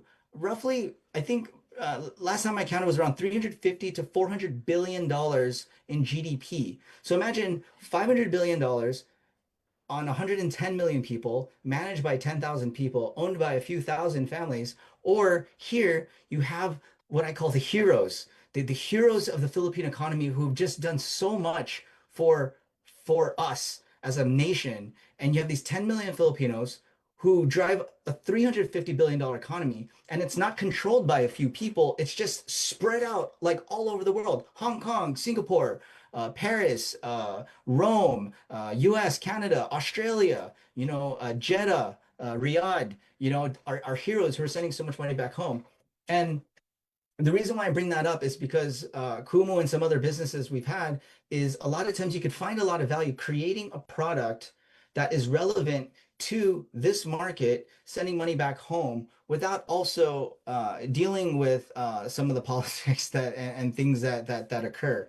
Although I do think that you could supplement that and add that as part of your strategy, but I definitely want to encourage folks who have a market that also touches global Filipinos because it's a nice way to find solutions that connect this almost $400 billion economy that is just almost as big as this $500 billion economy. And if you build a bridge between these two, you have a lot of dynamic business opportunities as well. And so, yeah, I just I have more things to say, but I know that we're going a little bit over, but I just wanted to just remind everyone that, number one, um, have fun with this game of the way influence and this economy is distributed amongst quite a few people. And also too, I also want to encourage if you don't have the heart and don't want to play that game, it's okay because it's the 6 million small businesses that drive and link and provide 90% of the jobs of our country and provide most of the economic value. So if you want to actually just participate more in the small business arena, that's also good as well. It's just that if you want to build, $100 million plus company with nationwide impact, there's these kind of elements that you kind of have to take into consideration when raising funds and also building a team. And that's why going to number two, it's really important to build a product that is must have, because if you build a must have product, I guarantee you, you're going to pique the interest of someone in that power structure to support your business and help you with those relationships to get you that distribution that you need. And then number three, I think it's really important to understand how to acquire better customers because for example, there was a social platform here. Gosh, this really dates me how old I am. It was called Friendster. And so Friendster actually grew a lot. And we talk a lot about product market fit, but we don't talk about business model market fit. And just because Friendster was so popular, because they didn't figure out a way to monetize, that company went out of business. So a lot of times, the danger of when you're not solving number three is if you don't have business model market fit and you create a product that gets a lot of users and a lot of engagement and activity is something that I learned personally during the pandemic. And when we transitioned to 2022, my investor said, Kumu has to be profitable. And I had to make those hard changes to make Kumu profitable again. And it's exactly that is you have to take a step back and really make sure that your unit economics and that your business model market fit prepares you for a much bigger future and much bigger impact that's more sustainable for the Philippines rather than just a flash in the pan and then the company goes out of business and then a lot of people are burned. So, yeah, I think that's it. I hope that was helpful. I don't know. All right, thank you very much, Roland Ross. Let's give him a warm virtual round of applause. So thank you very much for sharing on how strategies, how we should be rethinking our go-to-market strategy. Definitely have focused more on better customers than more customers. And essentially what I'm picking up is, or what I picked up rather is your net worth is your net worth. So definitely you have to take note of these strategies as you go along because who knows, you might be doing you should be doing something a bit differently from others. So once again, thank you very much, Roland, for that very insightful session. And now we will be proceeding with our open forum for so our three speakers are still here and we will be asking them questions. So if you can send your questions in the chat box for any speaker or for all of the speakers. But just to kick off things, we do have some advanced questions that we'd like our speakers to answer. So I'll start first with Ms. Mel. What I'd like to ask is, as Zen is expanded or scaled, what are the key indicators that told you that showed you and the team that it was time to evolve your go-to market strategy? Again, as your business expanded, what key indicators told you that it was time to evolve your go-to market strategy? Hi, yeah, so for us, it was so we opened Indonesia in 2022, and part of that was one, there were um, economic factors that contributed. No? So, one, I believe in 2022, Jokowi, the president at that time, was encouraging small businesses to export. So, we found that there was an opportunity. The second one would be looking at the size of market, right? So in the Philippines, in 2022, there were about 1 million recorded small businesses. In Indonesia, there were about 64 million. Obviously, not everyone is in manufacturing, but at least 60% of Indonesia's economy is in manufacturing. And we were having a problem with manufacturing in the Philippines because manufacturing only is about 15%. And so we knew we needed to scale. So I mean, for me, it's really like understanding what these economic factors look like. You read the news, be interested in current events, and you'll know more or less when it's time for you to scale. So for us, we really just took that opportunity and took that risk, and it was worth the risk. Yeah. All right. And I think there's another question. So how can startup founders identify the most appropriate go-to-market strategy based on their business model, target customer, and stage of I growth? guess so based on the current business model, my thing would really be to experiment on that, right? And if people pay for the service or the product, then you know that you are doing it well. And just to add on to what Roland said, if people are extremely addicted, or people are using your product constantly, then you know you have something. So I think but you won't get there until you experiment with different solutions, right? You won't get to product market fit or go to market strategy without experimenting with different solutions. All right. So just experiment and just see where how it would work out for you.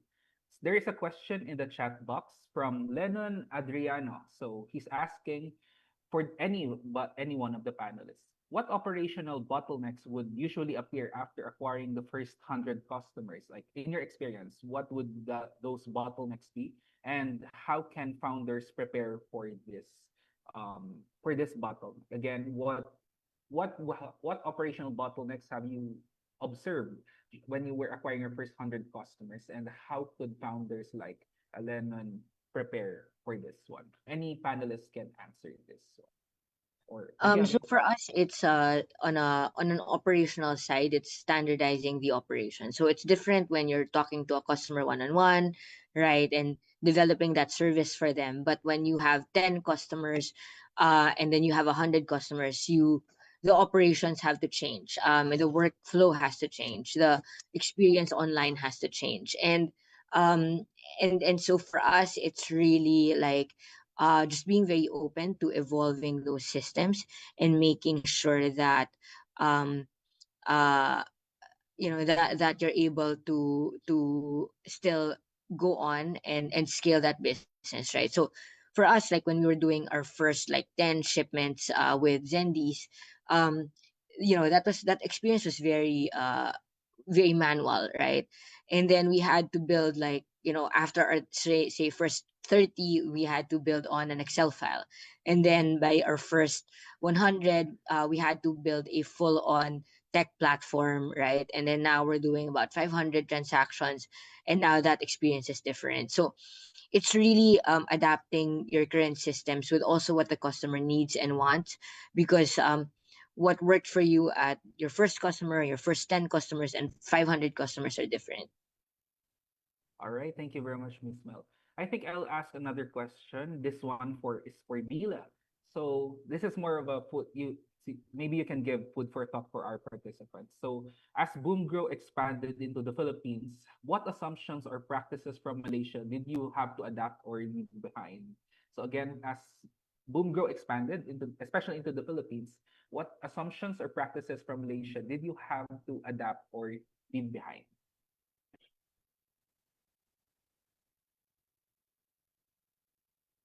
I might. Okay, great. Yep. So I think what we had to adapt and what we had to leave behind was the distribution model that we have here, as well as the B2B2C model that we have here.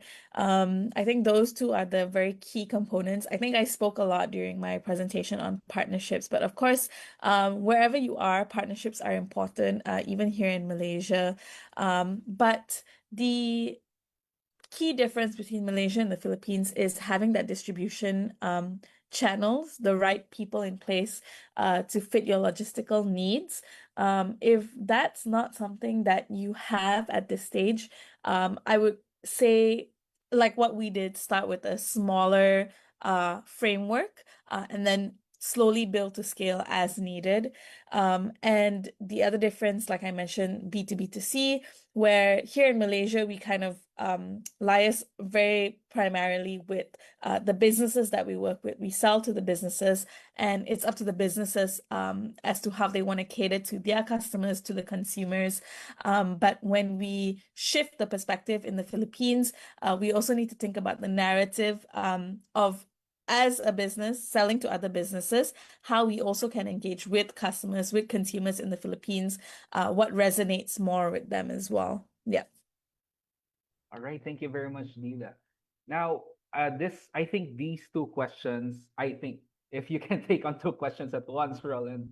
So there are two, I believe these two questions are definitely for you. So the first is, this is from Alvin Candare.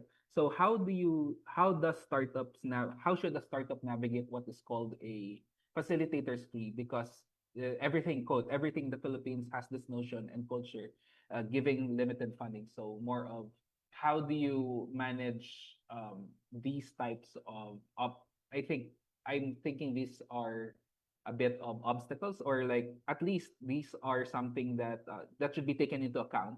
And the second is from Lemuel. How did you get your 100 fans, especially with social media accounts already around as streaming platforms? So again, how would you manage facilitate the so-called facilitators fee that Alvin is talking about? And the second is, how did you get your 100 fans on board with Kumu, especially when there are already streaming platforms around? Quick question. What's a facilitator's fee? I don't know what that is. Actually, if I have to make an assumption, I think this is something that I think when there are trainers, I think there are trainers who charge a bit more that makes it difficult for early stage startups to enter or to learn more. I think that's what Alvin is trying to get Oh, to I think yeah, I'm not so familiar with that, but again, what I've been quietly doing, and it's actually one of my passions is I usually um, again, I'm not trying to build a bunch of billion-dollar companies, but I do have a lot of confidence of building $100 million companies right now. I'm 3 for 3, about to be two more are going to be 100 million in a couple of years. And I think one of the things is from an advice perspective, again, just find the right advisor to connect and help you navigate. Because I don't know about the facilitators, because again, I never charge. I just do it for free. Now, that doesn't want a bunch of people hitting me up right now, but I do think that uh, finding the right person who's really passionate, I think it's funny. There's a lot of quote unquote successful CEOs with writing these long essays on LinkedIn, and then they're hitting me up, telling me that they want to give up. And I think it's really important to find the right partners, because at the end of the day, I don't know what facilitators fee is, and this notion of limited funding, but if you have the right problem or opportunity, and you have the right team, and you have the right timing. Actually, let's take a step back, because this is exactly what Dado told me, Dado Banatao, and funding should always be the last thing. But there's 4 essentials that you have to master first and be confident of before you receive the funding. So again, what is that problem that you're solving? And is there this kind of, whether it's an unfair tech advantage or an underlying magic to that problem that you're solving? What is your team? What is your go-to-market plan? And this is arguably the most important, is the timing. How do you confidently tell to your prospective funders that the timing is really good? And if you could really clarify those 4 essential things, um, I have another framework. So I have this framework about generating a lot of $100 million value companies, but I have another thing where I'm 17 for 17, and it's how to raise $500,000 in the Philippines to get your startup going. I could share with you the deck, and I think it's very essential to address those 4 things when you're trying to raise funding in an environment where there's really no funding. So number 2 is, how did you get your first 100 fans? So it's actually funny. So again, we were actually inspired not more because of IG, TikTok, YouTube, Twitch. Those are like multinational type of things. We were very inspired by, what Kakao did, building a multi-billion-dollar economy just around the Korean market. There was a WeChat, and how they were able to build an ecosystem prioritizing just the Chinese market. But what really caught our eye was a company in Vietnam called V&G Corporation, and they built $1 billion consumer technology company on top of the entire Vietnamese market. And so when we wanted and had this dream to build a consumer technology company that prioritized the voices of Filipinos, um, I think the better question, Lemuel, is not really Facebook, IG, TikTok, YouTube, but why isn't we were actually looking more at like what ABS, CBN, GMA, Globe, and what they're doing in terms of building consumer technology stuff. On the payment side, the Chinese were already helping Globe with an app called Gcash. Well, no, everyone knows what Gcash is now, but at the time it was on the payment side. When it came to infrastructure, a lot of regional players were already coming in and really helping on the logistics side, whether that was like JNT, Ninja Van to services like Grab. And so when it came to media and we saw what GMA and ABS were working on, there was a lot of confidence that we would actually start the platform in creating Facebook groups, YouTube chats, our first meetup of users. Again, you have to talk to the first 100. We were just at Max's Fried Chicken. You know what I mean? We're just we would just reach out to people on Facebook and YouTube, say, hey, we want to try. And of course, 99% of the people will think you're a scam, modus. What is this? You don't even look Filipino, you look Chinese, all this stuff. You don't even sound Filipino. But of the one, so up to get to that 100, my friend Lemo, one of my spiritual mentors, he wrote a book called The Purpose Driven Life. I used to help him on stuff, and he wrote a book. And when he wanted 100 people to show up in an event, he didn't invite 100 people. He invited 1,000 people just for those 100 people to show up. So for us and my team, again, going back to social networks, we saw that one of the biggest, most impactful organizations in the world was founded by a circle of 12 people and now has over 1 billion adherents all over the world. And, we're majority of that particular religion here. And so for us, it was just inviting 1,000 people on those platforms just to get that first 100 and talk to them and listen to them and tell them that we want to build something for Filipinos. So I would say that's, uh, yeah, sorry, I just remembering that first Max's Fried Chicken and how half the people weren't sure if I was building a legit business. So yeah. Thank you very much, Roland.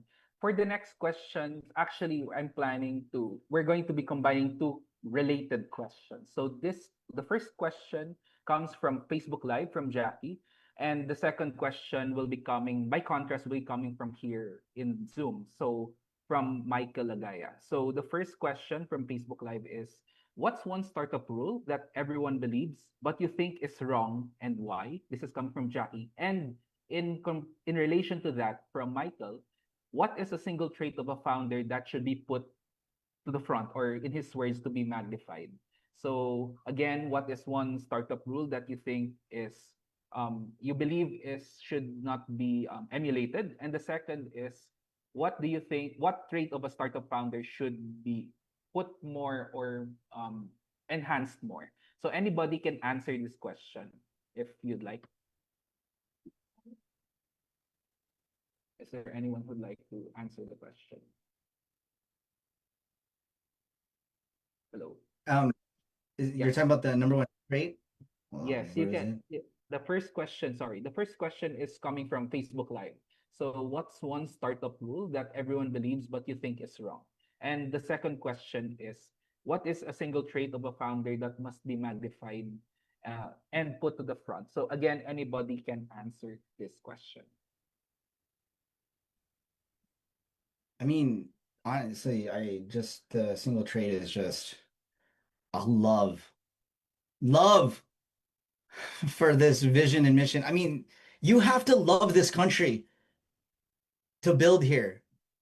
You know, every time I think about doing something here and I want to give up, I watch like Henry Luna and I go, oh my gosh, like the Americans or Spanish didn't kill him. It was like his own people who killed them. You know what I mean? You have to love this country so much.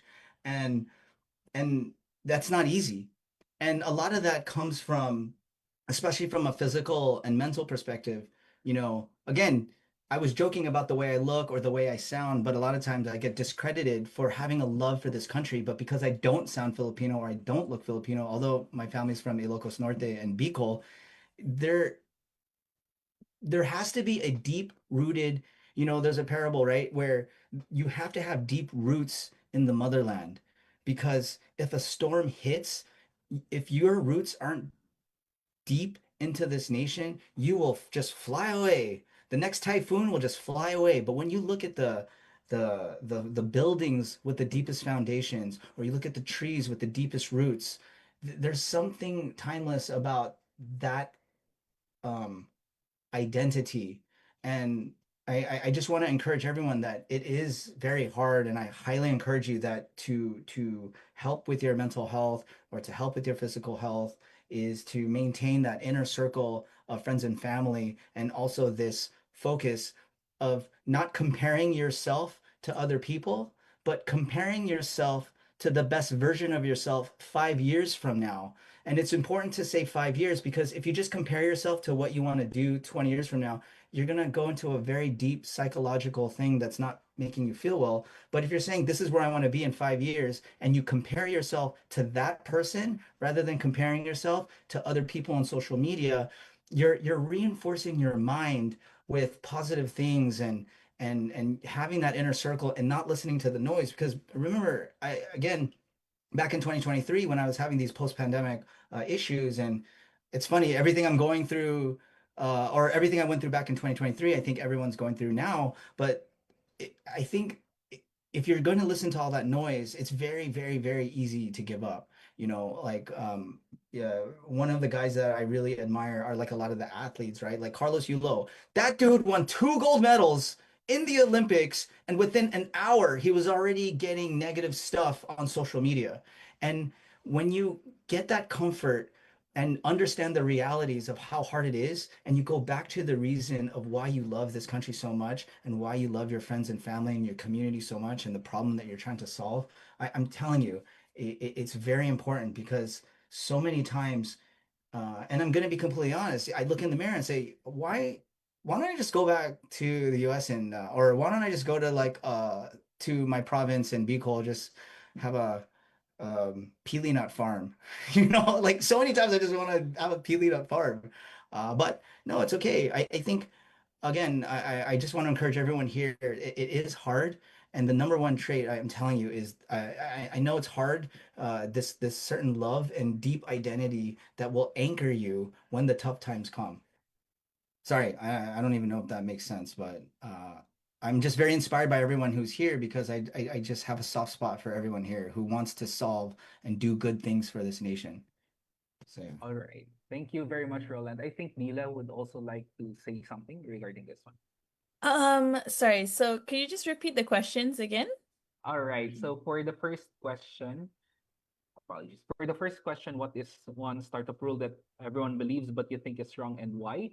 And the second is what is one startup founder trait that you think should be put front and center? Okay, I think I would answer this as a combination, working very closely with the founders and the CEO's office. I would say people take staff related hiring for granted a lot of the time. Of course, at a smaller scale, when it's just a team of, 5 or 10 of you, you're very specific about who you're hiring, and it's very easy to have visibility of who's working, who's not working, what sort of traits that you want in your team, your staff. But then as you expand, maybe as a founder, from a founder's perspective, you lose a little bit of that visibility. But I think that's really what's most important is to have that connection with your team. Even as you grow to scale, make sure that you are building those connections, building those relationships so you can understand where each person is coming from, what each of their motivations are, and it's how you help to grow the organization as a whole because one person can't do it alone. It's very important to be doing it together. Yep. All right, thank you. How about you, Mel? Do you have any thoughts on this questions? But yeah, so I guess I mean Roland said love for a country. I think it's really about creating a mission driven business, no, that'll help you go by a lot of times. It's not going to be easy. Most of the days you will have to work long nights, and there will be hard days and hard problems. But if you stick to your mission, it's what will keep you going. All right. See, thank you very much. Actually, for our participants, for the benefit of, for the information of our participants, unfortunately, we are currently pressed for time, so that has to be the last question. So once again, thank you very much for your answers. And for those who have not answered questions, we will be taking note of the questions that you sent, and we'll ask our panelists to answer after this meeting, after this webinar. Once again, thank you very much for a very, very engaging and productive and insightful question and answer portion. Thank you to our panelists. Now, we will be proceeding with our certificate of presentation of the certificate of appreciation to our speakers. So we will have, so to read the citation, may I read the citation, please? All right. To read the citation reads, this certificate is proudly presented to Melnava in grateful recognition for her outstanding contribution, dedication, and commitment as a resource speaker, which significantly contributed to the success of this webinar entitled Go to Market in the Philippines, How to Find Your First Customer and Scale, presented this 14th day, July 2026, signed originally by Director Carmina C. Reyes of the ICT Industry Development Bureau. So we'll have a quick photo with Miss Mel for their certificate. All right. This next, the same certificate is also given to Ms. Dila Curubia. So, perfect.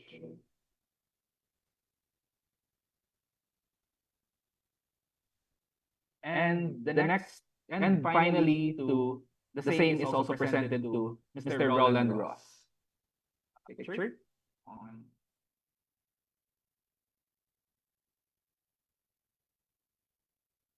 All right. Thank you very much to our speakers. Let's give them a big warm round of applause, everybody.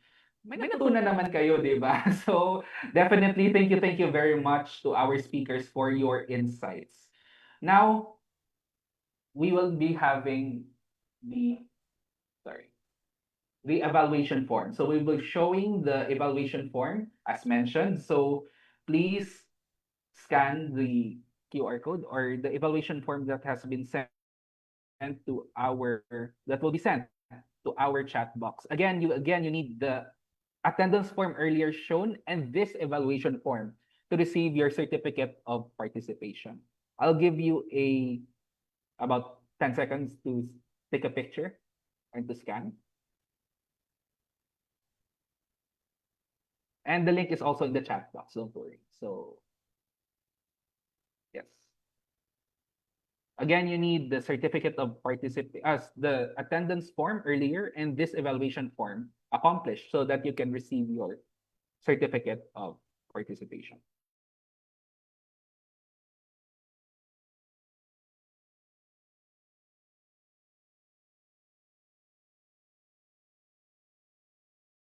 The Industry Development Bureau. Let's give Director Gino a virtual warm round of applause.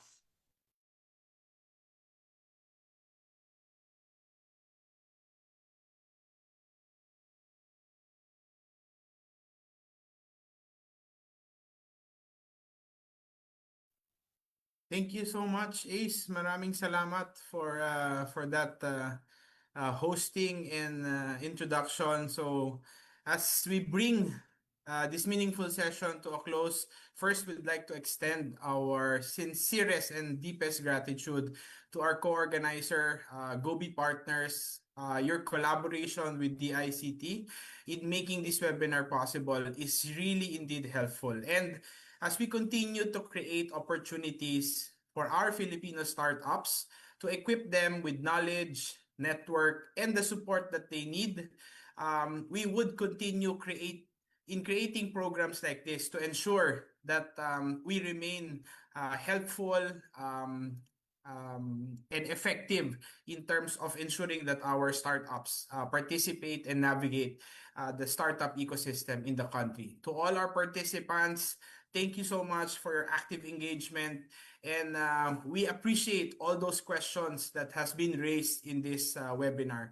A very short synthesis of today's discussion highlights on the importance, number one, of developing a go-to-market strategy.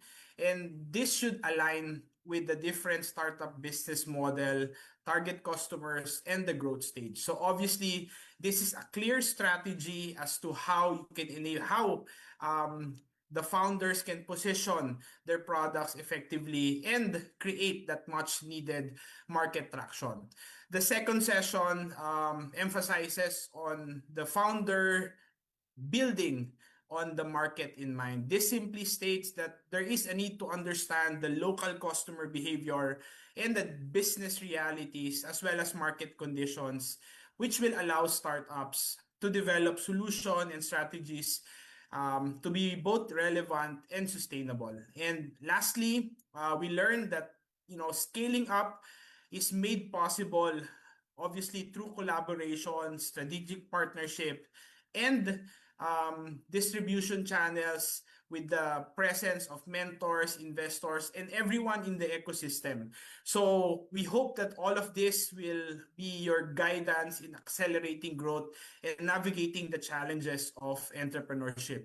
So as we conclude and with the task given to close this, we hope that knowledge has been shared and has been transitioned from our speakers to our listeners. And I hope that everyone who have participated can move forward with greater confidence and purpose in ensuring that we continue help your entrepreneurial journey. So as the DICT is the current chair of the Innovative Startup Act Steering Committee, we remain committed and affirm that we will continue to foster that enabling environment to ensure that our startups here in the Philippines can innovate, grow, and compete in the global stage.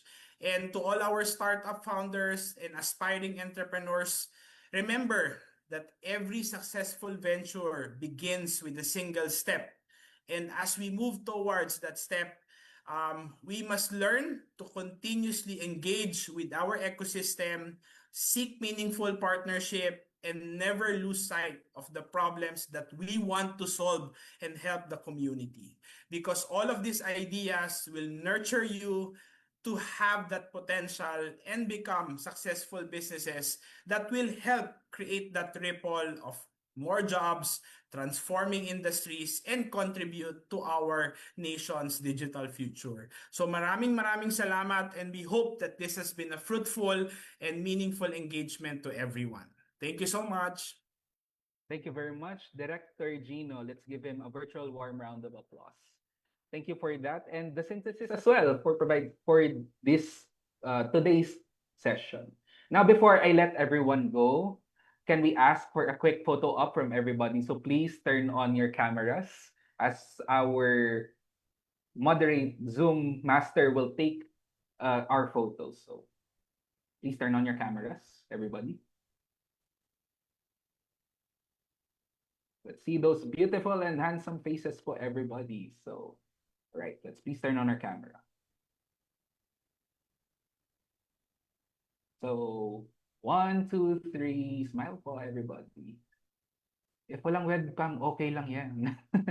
How many I think we have several pages here. So, next page. Just keep smiling lang po everyone. 1, 2, 3. Next page. 1, 2, 3.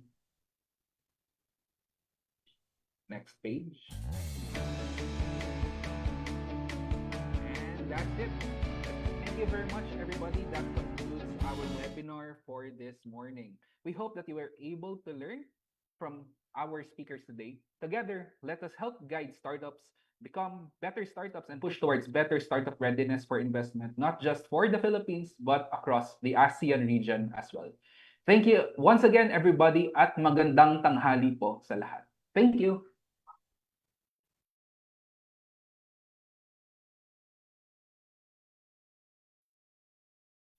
For those who have not yet answered the evaluation form, please check the chat box. So, the evaluation